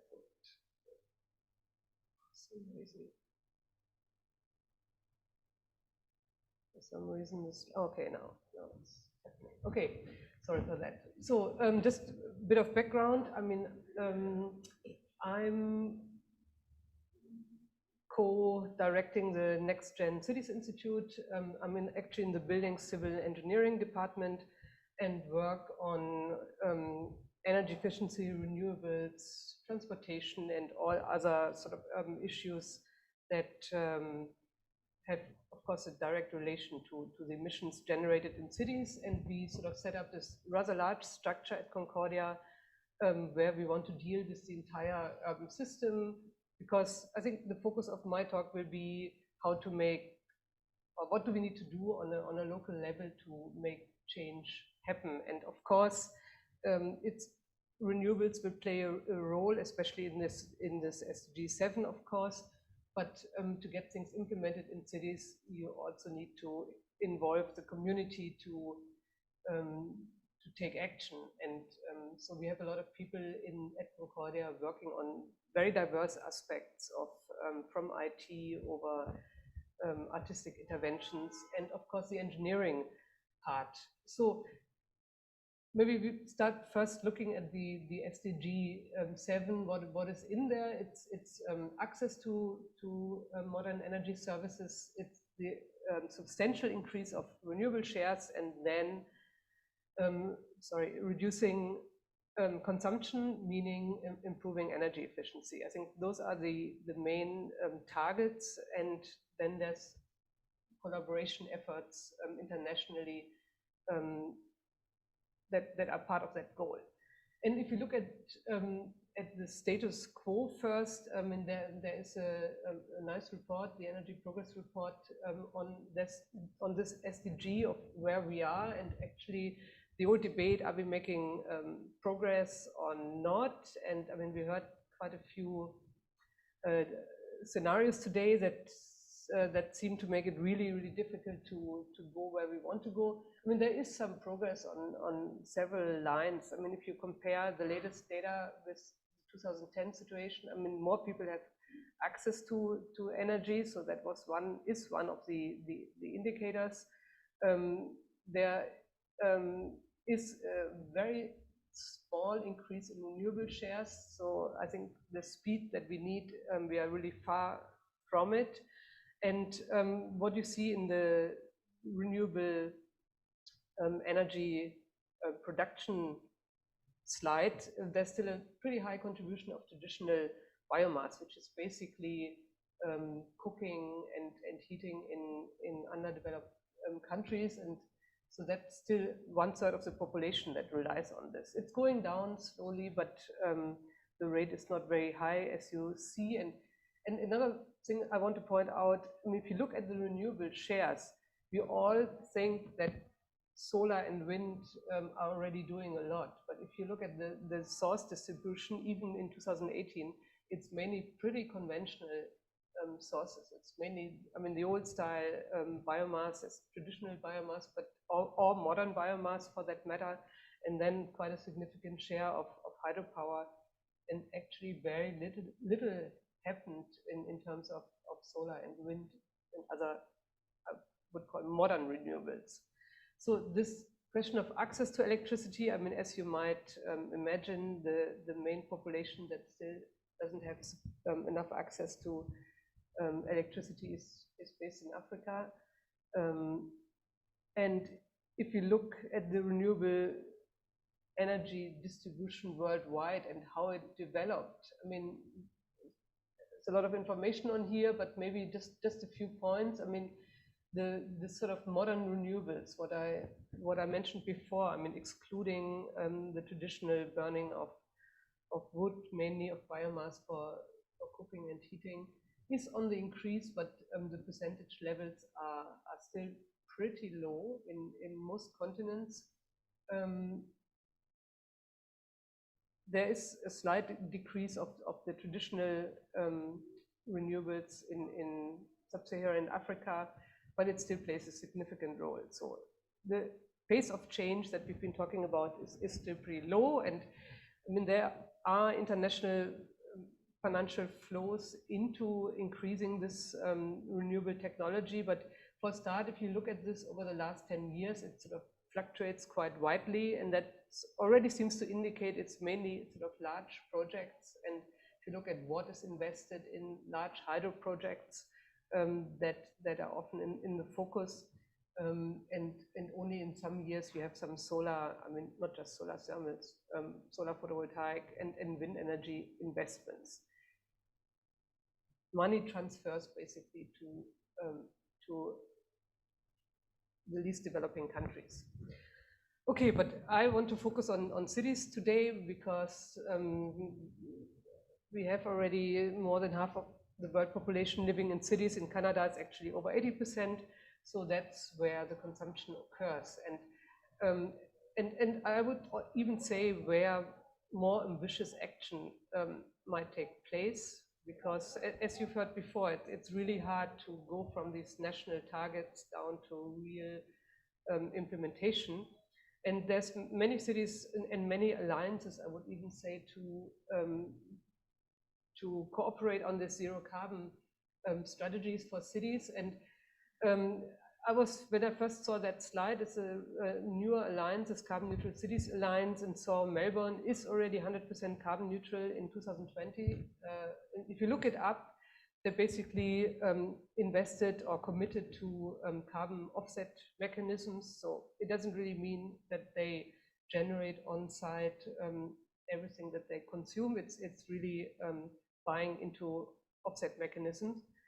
There are other cities, I mean, I would probably put Copenhagen pretty much at the front of candidates who are likely to achieve carbon neutrality, because Denmark has very ambitious goals. In Copenhagen, 90% of households are committed to district heating, so which makes it very easy to change from fossil to renewable sources. They invest in renewables, not on the city boundaries, but so I come back to that. They invest in wind turbines, they build cogeneration plants, they gasify their organic waste, and they have a very strong policy on active transit. I mean, it's known for being a bike city, and also some demand reduction goals. So there are different ways of going about it, and the more you can do on-site and not just by carbon offset mechanisms, I would say the better. So if you look at Montreal or cities in Canada, I mean, the carbon footprint of many cities, when you look at Montreal, you see that housing is pretty non-existent in the carbon footprint, which again I found first surprising. And if you look at eco-district projects, they mainly deal with urban farming and food access and waste management and transportation. And it's probably due to this carbon footprint situation that housing is so low.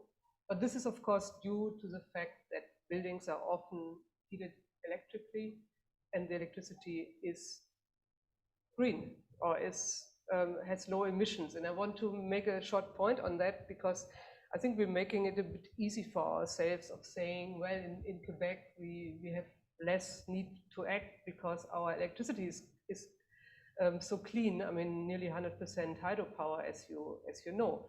But if you look at the, so electricity for a start makes only 1/3, supplies only 1/3 of our energy demand, because in addition to buildings, we have industrial energy use and we have transportation use. And that picture looks pretty much the same wherever you go, I would say, in most countries, unless you don't have any industry in the cities or in the provinces. But, so this share of 1/3 is pretty good for most places. And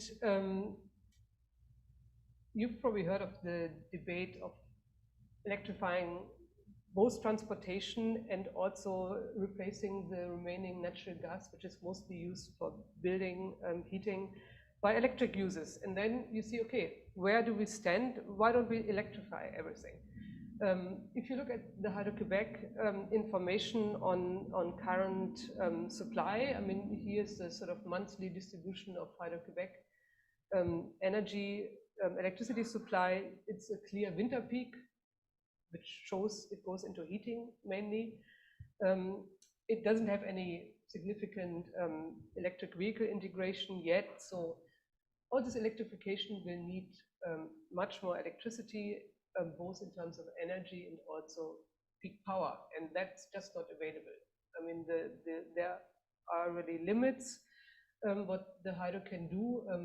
There's already, if you look at the right picture here, I mean, there's already a lot of demand side management going on and sort of other market purchases. So there's basically no more clean electricity available. So that's why I still think demand reduction, especially in building heating, which is an easy way of reducing demand, would really help, because we will have more demand from the transport sector, which is pretty flat over the year. And then we have this heating electrification giving us this energy profile, which is winter dominated and will have in future this electric demand for cars. So we did a case study, we did a study for Quebec on the whole, what it would mean if you would upgrade buildings, and this is just on one single sector, the single family homes. So improving efficiency, slight densification, and putting local solar production, which has more energy production in summer than in winter, of course.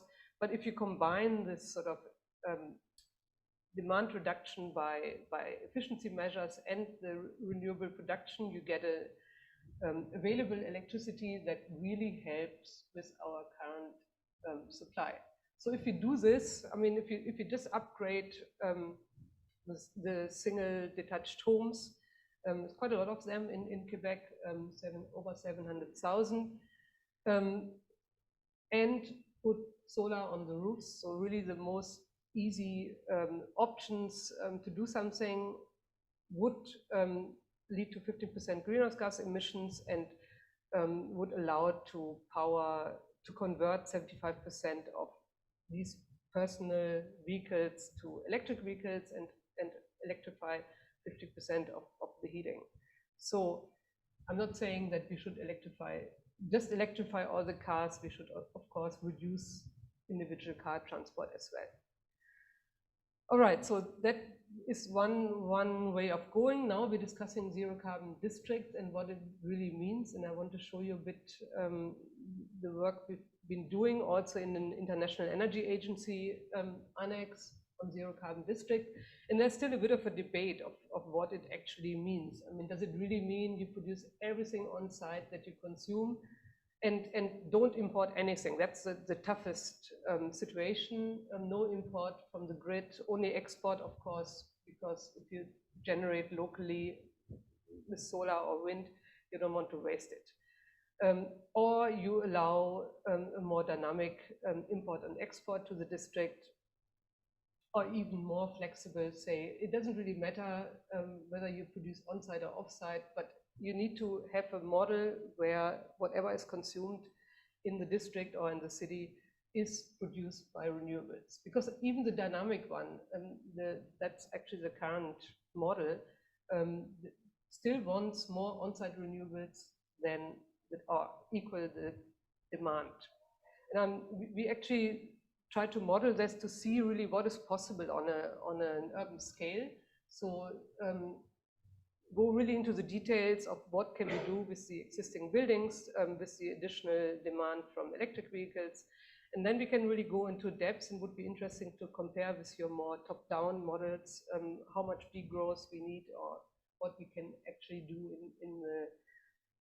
in the cities as concrete actions. So we set up this urban modeling platform. Many students are working on that to really take into account all the loads that we have, the buildings, the transport, the wastewater treatment, and so on, in a high time resolution to really see what can we generate and what are actually the most cost-efficient solutions. So just to show you one study we did here in Montreal on two neighborhoods, a more dense neighborhood and a less dense neighborhood in NDG. And of course, there's a lot of parameters. I mean, there's the building efficiencies, how they are insulated, how compact the buildings are, how dense, what orientation. And the question is, if you see such a picture, the top one, do you think it can become net zero carbon? On site. I mean, with on-site generation, none of this sort of virtual power plant. We maybe built a wind farm in Quebec somewhere, but really on site. And it's actually not easy to say. I mean, you would say maybe it depends on how many windows, where, and what kind of solar potential you have.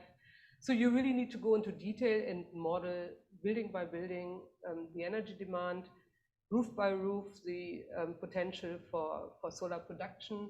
And that's exactly what we do. And so then you can see, well, what is the influence of, for example, of orientation. So this was a study of that plateau neighborhood. We rotated the whole neighborhood and saw what the rotation does on heating loads and cooling loads. So, and I just want to make 2 points because we don't have time to go really into detail. What I want to say, I mean, you see there's a bit of an influence of orientation, and it also is a bit of a difference whether you have windows just on the main facades or on both sides. So we did all these scenarios, but the influence on heating load is not big. I mean, in the range of maybe even less than 10%. What is much more important, and that's the point I want to make, the status quo, and here these values which are less than half, this is simply the insulation.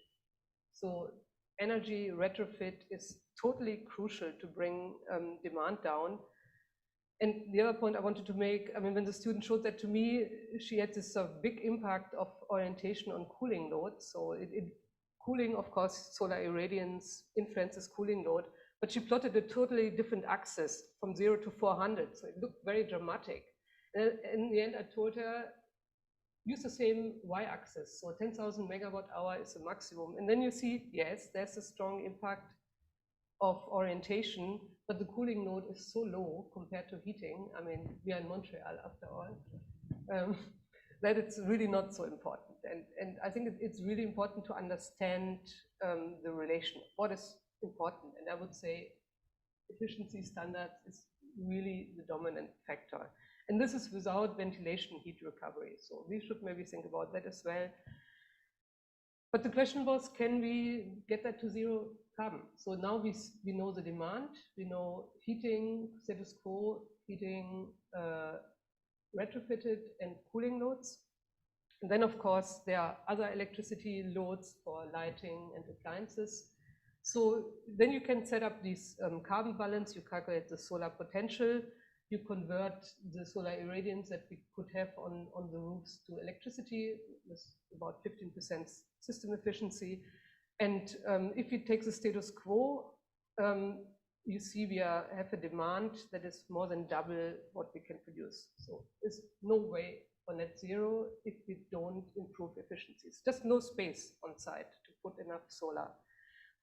If you retrofit, the situation gets much better. If we retrofit the buildings, we get to an electricity demand with heat pumps, of course, no direct heating anymore with electricity.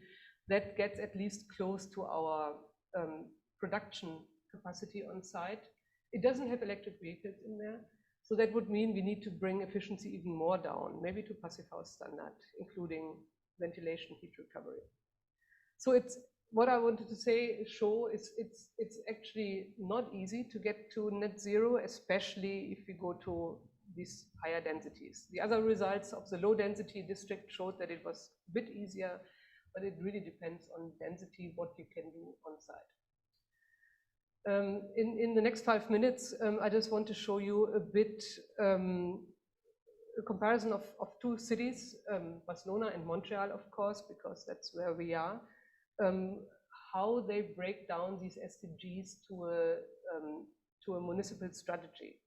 And I chose Barcelona for a start because I was there a few weeks ago and I talked to this guy, Miquel Rodriguez, who's responsible for this 2030 agenda. And because I think they've done an amazing job, you can actually download this agenda 2030 on the web.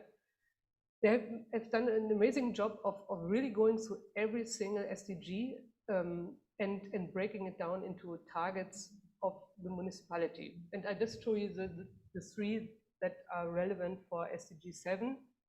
And the first one, as I said, is a target on access to energy. So it deals with energy poverty, actually.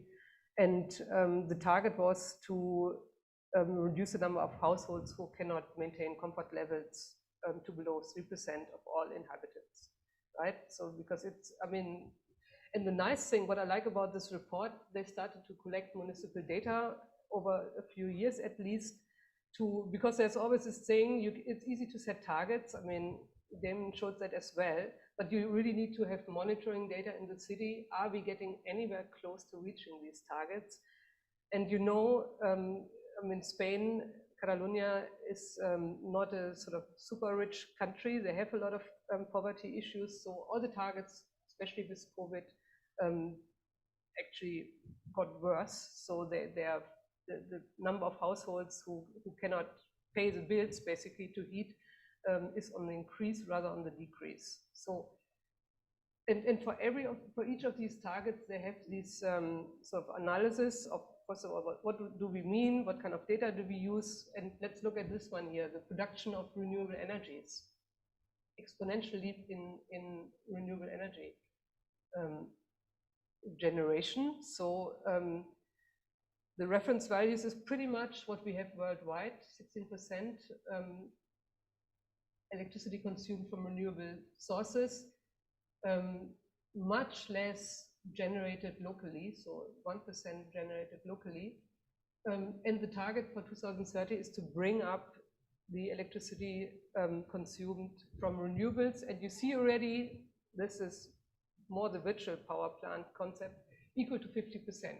Because the local target, what they want to do on site is 6.5% in from 1%. So that's what they want to achieve. There's again a source of data, so it's a very, very interesting report to read. And then again, at least a few years of data of where they are. And you see local renewables, not exactly an upward trend, to get even to the 6.5%.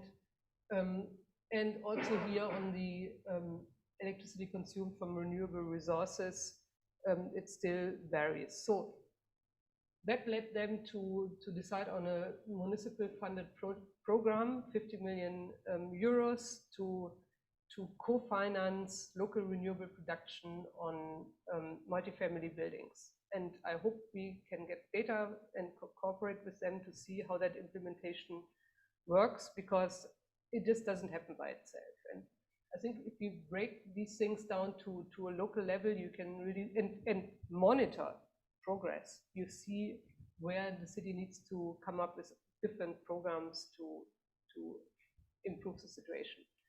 Okay, the last target is energy efficiency. So increasing the number of buildings that have a high energy standard. And of course, and I show that for Montreal as well, the municipalities should be the leaders in this. So they have a target for municipal buildings to triple the retrofit rates. Currently, it's at 1% per year. Would still take 35 years. So the targets that Damon and the team showed, it's probably still far too slow, but at least let's see where they are. There's not much data on this target actually available. So it just means on the residential building sector in the next 10 years, over 15,000 buildings would need to be retrofitted. Okay, and there's not much information on this international cooperation, not much money involved, so I skip that for the time being. So let's look a bit to finish off in the last few minutes at the Montreal scenario. So I was so impressed by the Barcelona report on every individual target, and it would be nice for you also to look at the climate action targets. Do we find something similar to Montreal? And I looked a lot, I couldn't find anything comparable. So no clear alignment with SDGs. It doesn't mean there's nothing. I mean, I found this, the plan from the last mayor planning 2016 to 2020 is actually quite a detailed plan on electrification of transport, increasing the numbers of sustainable buildings, of municipal buildings. But you see the ambitions don't seem sort of huge. I actually checked a few numbers here, the charging stations, we are now at 1,290 or so. So some of the targets, we're talking about five-year planning target have been actually achieved. Some were longer term, so these electric buses are still not there. There's just a few. But these sort of clear targets at least allow to monitor whether targets have been achieved or not. And then there's now a new Plan Climat Montréal that has this carbon neutrality 2050 in there. And I think the more interesting part for us, it has this sort of sub-target of 55% reduction by 2030. So it's all in French, I'm sorry, I didn't find it in English at all. So the Plan Climat is broken down in different priorities, and I just want to talk about a bit the situation and what I think is realistic and which ones are ambitious and which aren't. So I think the Montreal situation looks pretty similar to the Quebec situation, so I don't need to go back to that distribution of greenhouse gas emissions. I mean, transport is a bit higher than on the Quebec situation with 40%, and also the distribution of fuel types. If you look at this, I mean, related to greenhouse gas emissions. So that's why you don't see any electricity here. It's mainly petrol for transportation, of course, and then quite a big portion of natural gas, mainly for heating. So, and if you look at the sectorial emissions in Montreal, so it's in the building sector, so it's a bit less residential than the commercial emissions, although there's of course much more units. There's over 520,000 residential units, only 30,000 commercial units. So that's the situation. And then, I mean, it's a Montreal municipality climate action plan, or climate. There's no mention of action, but climate plan, let's say. So what can they influence themselves? So, and that's also pretty typical of most cities. The municipal emissions are typically below 5% of total emissions of the city. And it's actually buildings, mobility related, and as in many cities, a lot of wastewater treatment energy used. So we are looking into this as well, because it's something the city can do. It's a very centralized plant here. All the wastewater gets pumped to the east of the island, so there's a lot of energy and emission coming from that central plant, and that could be for sure improved.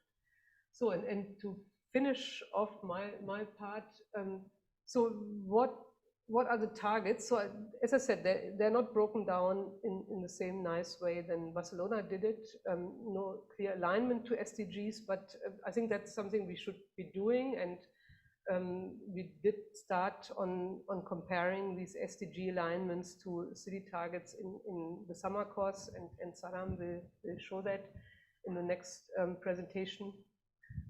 I found a few things on the buildings. So we saw the emissions from buildings are very important, and actually a starting point at least, and because data is so scarce. I mean, the city now passed a bylaw to force basically all larger consumers to publish their greenhouse gas emissions. So that's a first step, I would say, that we've seen in New York. And once the data was there, the next step was then to say, well, now reduce your emissions or pay a fine.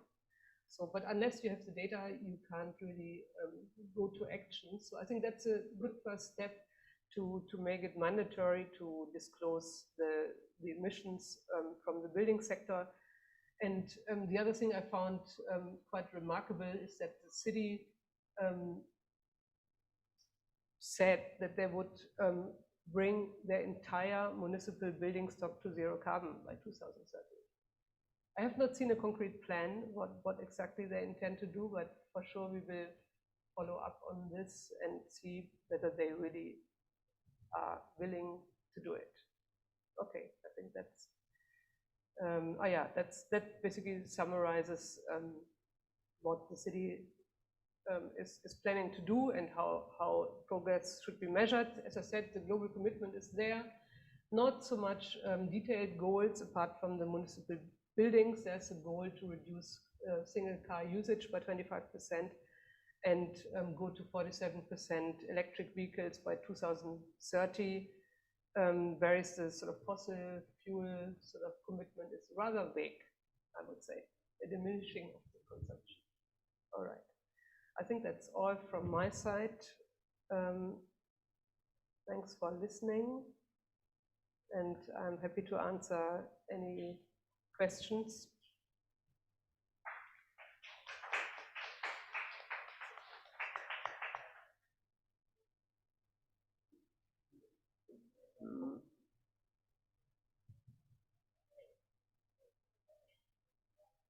Okay, if there are no questions, then I will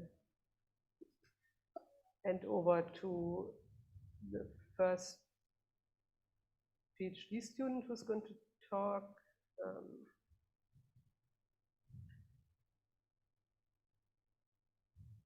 He's actually an electrical engineer, but he's not going to talk about his favorite topic of multi-level energy management and microgrids, but on a case study where we actually, during the whole summer, we tried to work on aligning these sort of SDGs to local case studies, and there were a few of them, and Saddam is just going to talk about one of them today. Please. Yes, sure. Hello everyone, my name is Saddam Hussein, and I am a PhD student under supervision of Dr. Ursula and Dr. Chunyan Lee. Today in this presentation, I will talk about the Sustainable Development Goal for the Centralville case study. In this presentation, first I will do a brief introduction of Centralville, and then I will explain about the system model and data model we presented in the summer school. After that, I will put another slide which is more on electrical side. After the implementation of SDG 7.2, what will be the control strategy for our cell? So Centralville is a small village in Nova Scotia. It's about 2,000 inhabitants. What we did first in this summer school, we identify the different stakeholders. Some of the stakeholders are the residents of Centralville. So we put them in a volunteer so they can build the community, a strong built community. The other stakeholder is Centralville District Community Development Association, which is a CDCDA. The third one is King County, and then the Nova Scotia Power Company and Baptist Church leaders. So these are some of the stakeholders which we identified during this study. The main goal was to decarbonize the Centralville and to build a strong community. So this could be achieved by providing affordable and clean energy, building a volunteer community between the residents, by involving young students, young people in the community, and also by providing public transport and safety infrastructure, which is the two big issue in the Centralville. These goals were aligned with two SDGs, SDG 7.2 by increasing the share of renewable energy. The other SDG is 11.2, which provide access to safe, affordable, accessible, and sustainable transportation. So in this case study, we make a system model. So this is the full map of the Centralville system model. After identifying the different stakeholders, we come up with this 4 system, which is power generation, community, agriculture, and education. And we find the different relationship between the different stakeholders, whether it is negative or positive. And then we identify different SDGs. We identify 8 SDGs between different subsystems. But this system is very complex. It is hard to find the balancing loop, the reinforcement loops, and the system model. So we simplify our model, and we come up with 2 SDGs which we want to focus, and also come up with 2 balancing loop and 2 reinforcement loops. So, and the balancing loop number 1, which is more on the power generation, and the other balancing loop is on the transportation, the carbon emission on the transportation.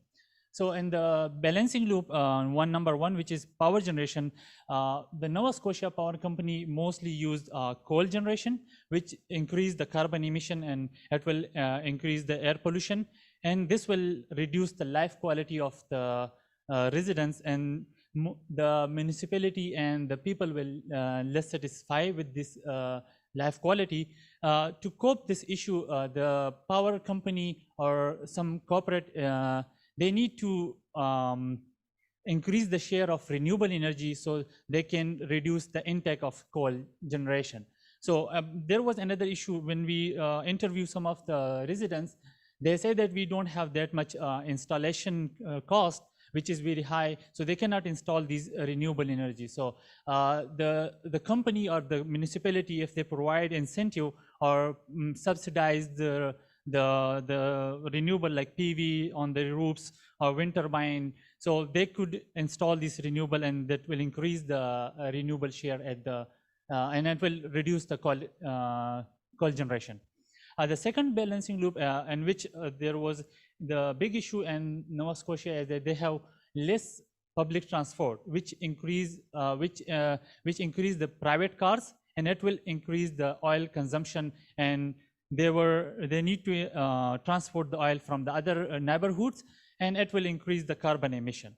And this is negative impact on the environmental aspect of the Centralville, and less people will attract to this place, and then there will be low population, which increase the no public transport. Like it will be, again, this loop will go forever. So what we propose for this, the municipality, like King County, they could implement this two strategy, whether they can install, they can use public transportation like rideshare or carpool or Bixi. So this could be increase the public transportation, and also they need to have a sidewalks, which is not like there is no sidewalks right now in Centralville. So the sidewalks and street light will provide the active transportation, and this will also build the community more stronger.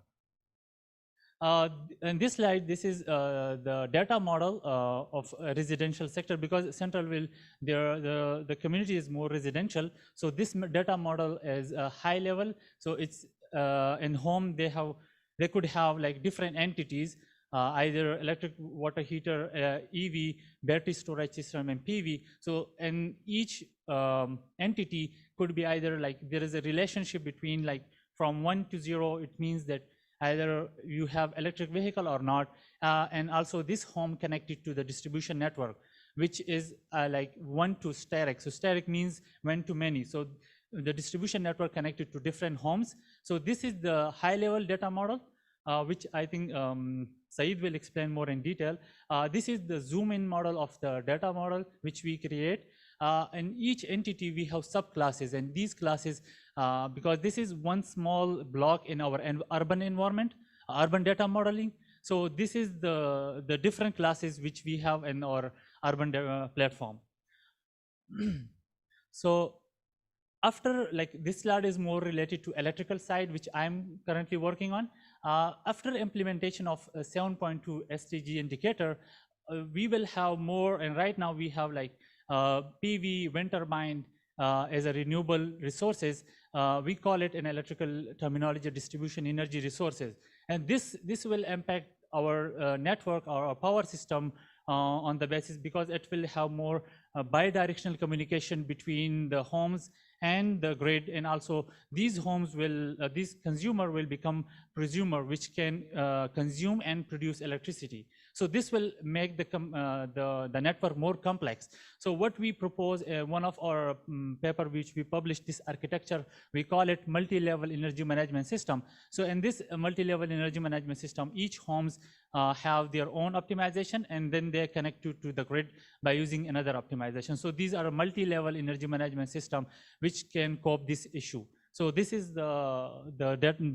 my presentation. If you have any question. Thank you. Thank you very much. Very nice presentation, and well, it shows a bit the sort of level of detail we need to go to if we look at municipal strategies, and not just the technology, but also how to make change happen. And let me just see where this presentation is. I've got your presentation here, so I can share it. So anyway, so Saram presented the summer school work, and to finalize our contributions, SIDE has now the difficult task to do it in less than 10 minutes, I would say, because we want to have still a couple of questions at the end. So let me share. Which one is it? Yes.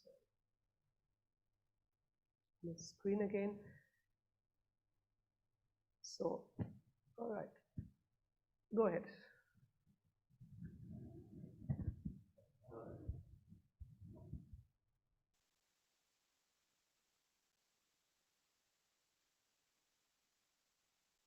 Okay.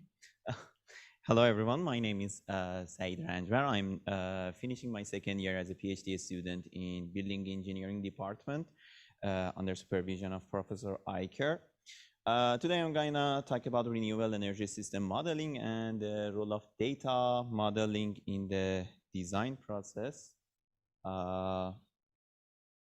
As an introduction, based on, according to International Energy Agency, the final energy consumption between has decreased by 61 exajoules from 2009 to 2019. And of these 381 exajoule, 75% is supplied through fossil fuels, while 25% is supplied through renewable energies.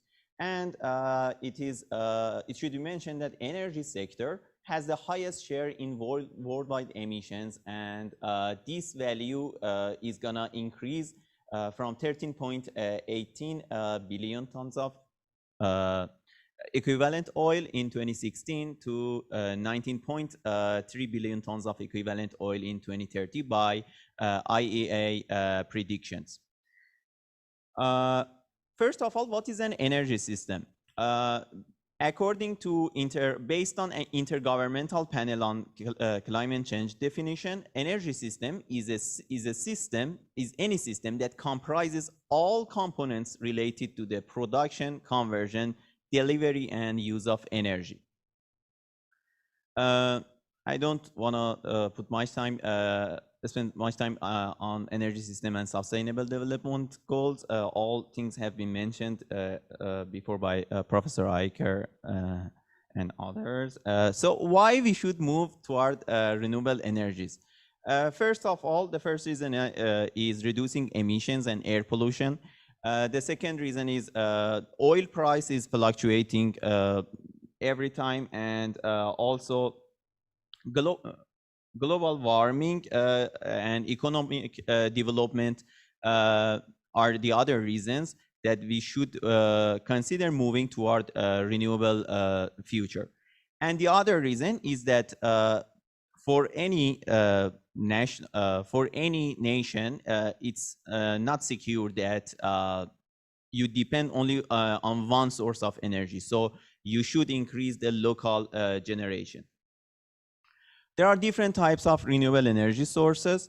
Photovoltaic and panels and wind turbines are very common nowadays, and it's used for converting thermal and mechanical energy stored in solar radiation and wind to electricity. Solar thermal collectors are used for producing heat from solar energy. Biomass, geothermal, ocean thermal energy converters, wave energy converters, and tidal energy converters are all other types of renewable energy sources which could be used for supplying both electricity and heating demands, mainly electricity. Any renewable energy system has these main five sections, main five parts. We have a supply system, which could be solar PV, which could be a boiler, a gas boiler, or any. Actually, we are talking about renewable energy system, so it could be a solar PV, solar thermal collector, wind turbine. We have a conversion system where we convert the natural energy stored in our natural resources to a usable form of energy in electricity or heat. Heat pumps, electric boiler, wind turbines, and actually I had to put solar PV and solar thermal collectors here in conversion systems, and in supply it should be sun. And we have a distribution system. It could be a district heating network or electrical distribution network.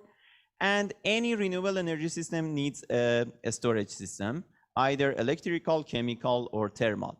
And then we have the consumption, which could be, which is either buildings, electric vehicles, or industry. But how energy is used in the world? These photos have been taken, these images have been taken from a global status report on renewable energy supply, REN 21. And the source is International Energy Agency in 2018.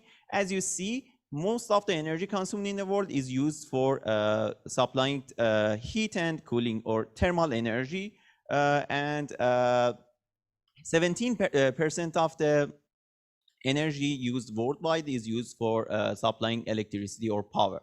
And among different sectors, buildings have accounted for around 33% of final energy use, and this value has COVID pandemic has caused significant increase of this value to 55%, which is reasonable because of the lockdowns.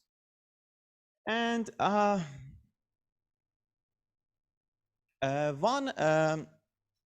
heating and cooling sector, heating and cooling system has the highest share of emissions in buildings. And one proposed way for decarbonizing urban energy systems is using power to heat systems or electrification of heating and cooling systems. Heat pumps are the most viable and the most favorite system for that purpose. And when they are integrated with thermal energy storage and demand side management strategies, they could help to improve renewable share in urban areas and improve the flexibility of energy systems and reduce the operational costs of our energy systems. Heat pumps are simply electrical machines which produce heat. So, and as a heat source, they could use either the heat stored in the ground, they could use air or surface water like lakes, sea, or canal water, or wastewater. As an example, I have brought the schematic of wastewater source heat pumps. Wastewater actually is a very good source of heat for heat pumps as it is abundant in the urban areas, and during summer its temperature is lower than ambient and it's higher than ambient in the winter, and the temperature profile is almost constant, which is very good for heat pumps coefficient of performance. The other option is using the surface water or river, sea, lakes, or canal water. As a proposal, we are working in our group on using glacial canal water as a heat source, as a low temperature heat source for heat pumps. And okay, to get a preview of the performance of energy systems and optimize the sizes and minimize costs and everything, we need to do the modeling. Energy system modeling is predicting and simulating different components of energy system or the overall system to predict and understand the performance of the component or system under different circumstances using mathematical relations. And in that way, you can improve the resiliency of your system, reduce the costs, final costs of the system, and reduce the emissions of the system by evaluating different options. The aim of energy system modeling is providing the integrating framework that assists energy policy and industrial decision makers. All right, let's get more technical. The core of everything in energy system modeling or any simulation is data. First of all, what is data modeling? The process of creating a visual representation of either a whole information system or parts of it to communicate with data points and structures is called data model. The aim of data modeling is categorizing and identifying different data types and structures involved in the system and grouping them and categorizing and organizing them. and make the and identify the connections between different data points in the system. So what we are doing in our group in Next Generation Cities Institute, currently we are developing an urban simulation platform called Incel for Cities. And this urban simulation platform is comprised of two parts. The first part is a data model structure, and it stores and utilizes all the data related to any aspect of city and energy. It stores and utilizes it, and this data structure can actually store the results, either intermediate or final results, and it can integrate different simulation and optimization tools with each other, and transfer the results of each tool to the other and store them. So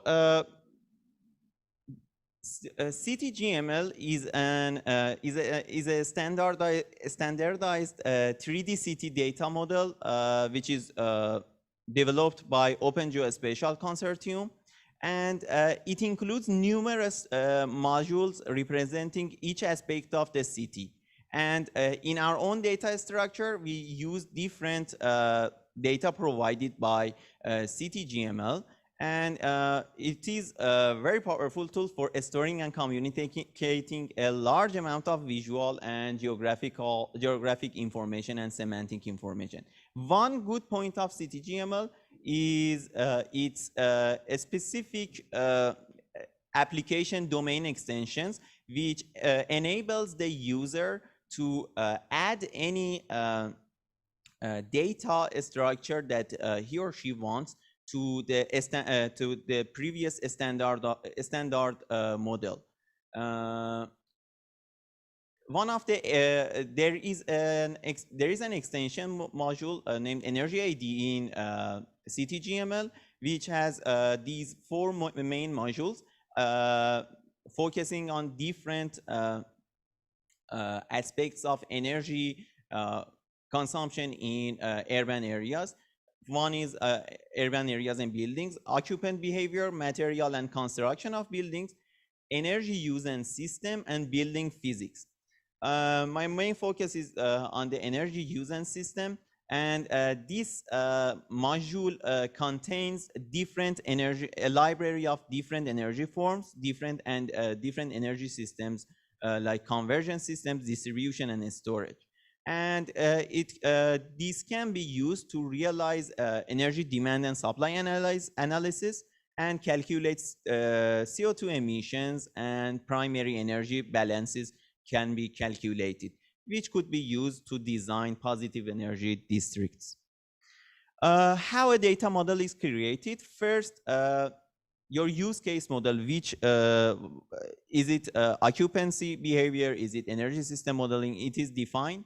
Then your UML diagram is drawn, which is shown. An example of it is shown in the figure. And each UML diagram contains different classes, attributes, and these classes and attributes are connected using different relationships, which are shown in the bottom right of the slide. Then after developing the UML diagram and the class diagram, these classes and attributes are connected together, and in the end, you modify the data model.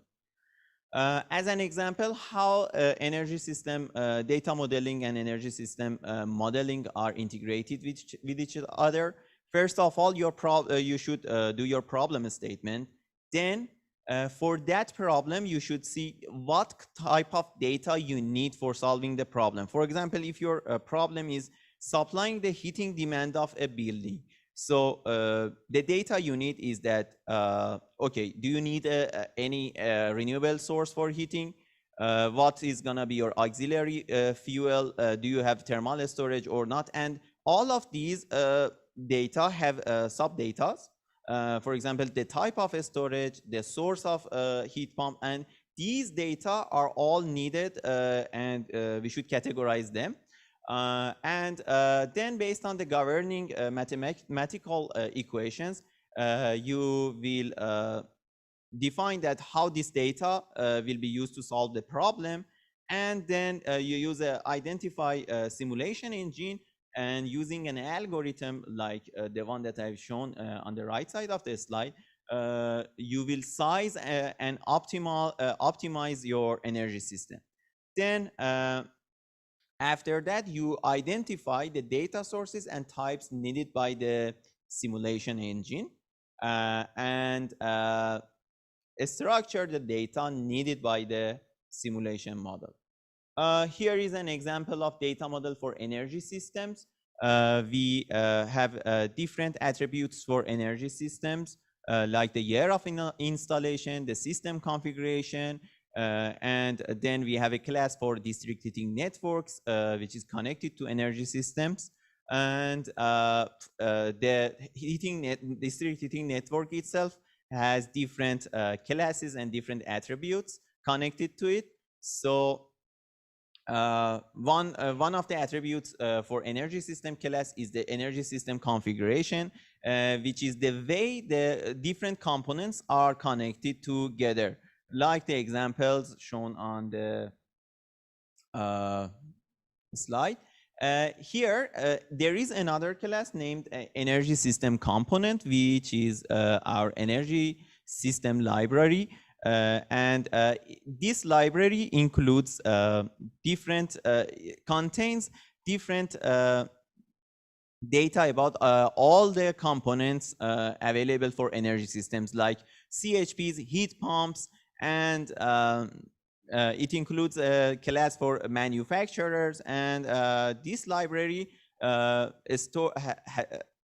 all the information about energy system components are stored in this library. Thank you very much for your attention. All right, thanks, Saad. So I think that brings us to the end of our contributions. I mean, I think you saw a bit what kind of different scales are really included to model the details of home energy systems, up to thousands of homes in a city that need to be managed by smart transformers.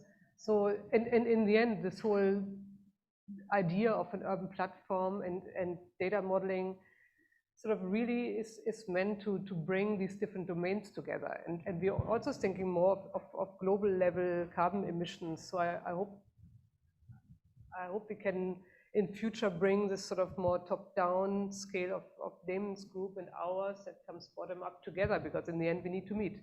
We need to break down the carbon emissions, the global targets, to local actions and to the last component in every home. So thanks everybody for contributing, and I see Anna wants to make a statement because time is up. Thanks, Ursula. You know, I always have my watch on, but I did want to ask Peter, on your end, if there is any final comments or questions from you or your class. Maybe we can take an extra couple minutes before people leave. I see some things come into the Q&A, but Peter, why don't you take the mic? Okay, well, I just wanted to say how surprised I was that, and I'm grateful for these presentations, how much they challenged my pessimism. I think that, you know, as we strive to achieve these kind of technical goals, and the science is clear, that these changes will necessarily bring transformations in our governance institutions and in our political economy. And then I think we can start to imagine real you know, improvements in quality of life. And yeah, I found the whole thing very optimistic and uplifting. So thank you very much. It was great. I just loved it. Thank you. Thanks, Peter. And I see that there is just one question from Donnie, who's asking if these models include changing baselines of the cities as well as their possible extremes. Not sure who that question is for. Donnie, if you wanted to. No, I think it's a question for Ursula. Like when you're modeling, city energy consumption, are you factoring in changing climate into that model? Yes, I mean, of course. I mean, we can use basically any projection. So basically, temperature is the main variable that changes. Solar irradiance doesn't change that much. So of course, we can do a scenario under with the different temperature increase projections and what it means for heating and cooling demand. And I think the results are pretty predictable. I mean, it's per degree warming, you get about 5–6% reduction in heating demand, and you get similar increase in cooling demand. So yeah, I mean, because cooling is much lower, there will be a slight reduction in demand, but it's not huge. It's well below 10%, I would say. Unless we go to the 8-degree scenario, which we don't want to go to. For a city like Montreal, is it logical that like heating demand might decrease at the same rate that cooling demand increases, and that kind of balances out in the end? Yeah, that's what I would say. As I said, cooling demand is much lower, but so it's obviously difficult to say. It depends whether the buildings are air conditioned or not, or whether it just means more discomfort. So it doesn't always mean more energy demand, because first of all, you need cooling installations, and that's not always the case.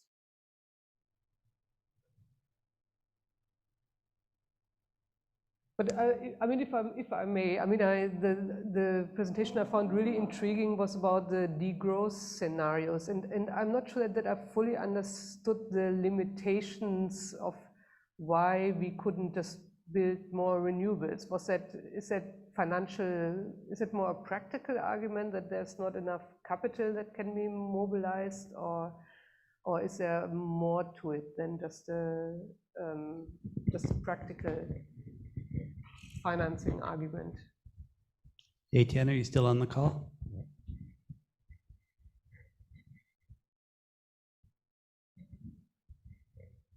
It's possible we might have to get back to you on that if Etienne has left, but I mean, I think part of the rationale is okay, if I can kind of reiterate his presentation, you have if you focus all of investments you need to decarbonize really, really fast, then you have to draw investments from other sectors. So that's one there's economic consequences in other sectors of the economy if we've seen that with COVID. When you direct so much attention on one issue, other issues can get harmed by that. So it's it's an economic constraint around the rate at which you can direct investments into the renewable sector. And then the other question is around what are the energy and material needs to do the level of retrofit or the level of development of new energy technology, and whether those needs can be met without compromising biophysical limits. And so I think those are the two questions. And then so both of those lead to the idea that, okay, maybe the levels of economic growth that we're looking at are not consistent with the rates of decarbonization that are needed to meet the climate challenge.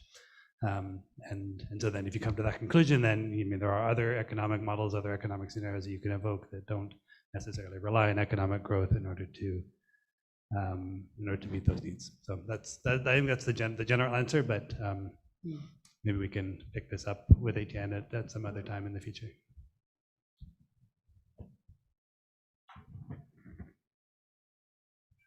Okay, I guess on that note, we will close up. We were very appreciative of the folks, the students who joined in the presentations today. So thank you so much for being here, as well as the audience members, and of course, Ursula and Damon. We really, I think, took a lot away from, I'm not finding my words right now, but sorry about that, but I think it was a very smart idea. Thank you, Ursula, for suggesting it, of bringing you both together in this way and opening it up to your students and a broader audience, and obviously Peter's class as well. I hope that those students got a lot from all of your presentations today. So we very much appreciate you being here all together for a couple of hours. And for those of you who wanted to share this recording, please just go on Concordia University's Space on YouTube and you'll find it there right away, because we live streamed it there, so you can rewatch some of the finer points. There was a lot of information, those presentations, so it's there and available for you to rewatch. Okay, on that note, I will wish you a happy Friday. Thank you for being here, and take good care, everybody. Bye-bye. Bye.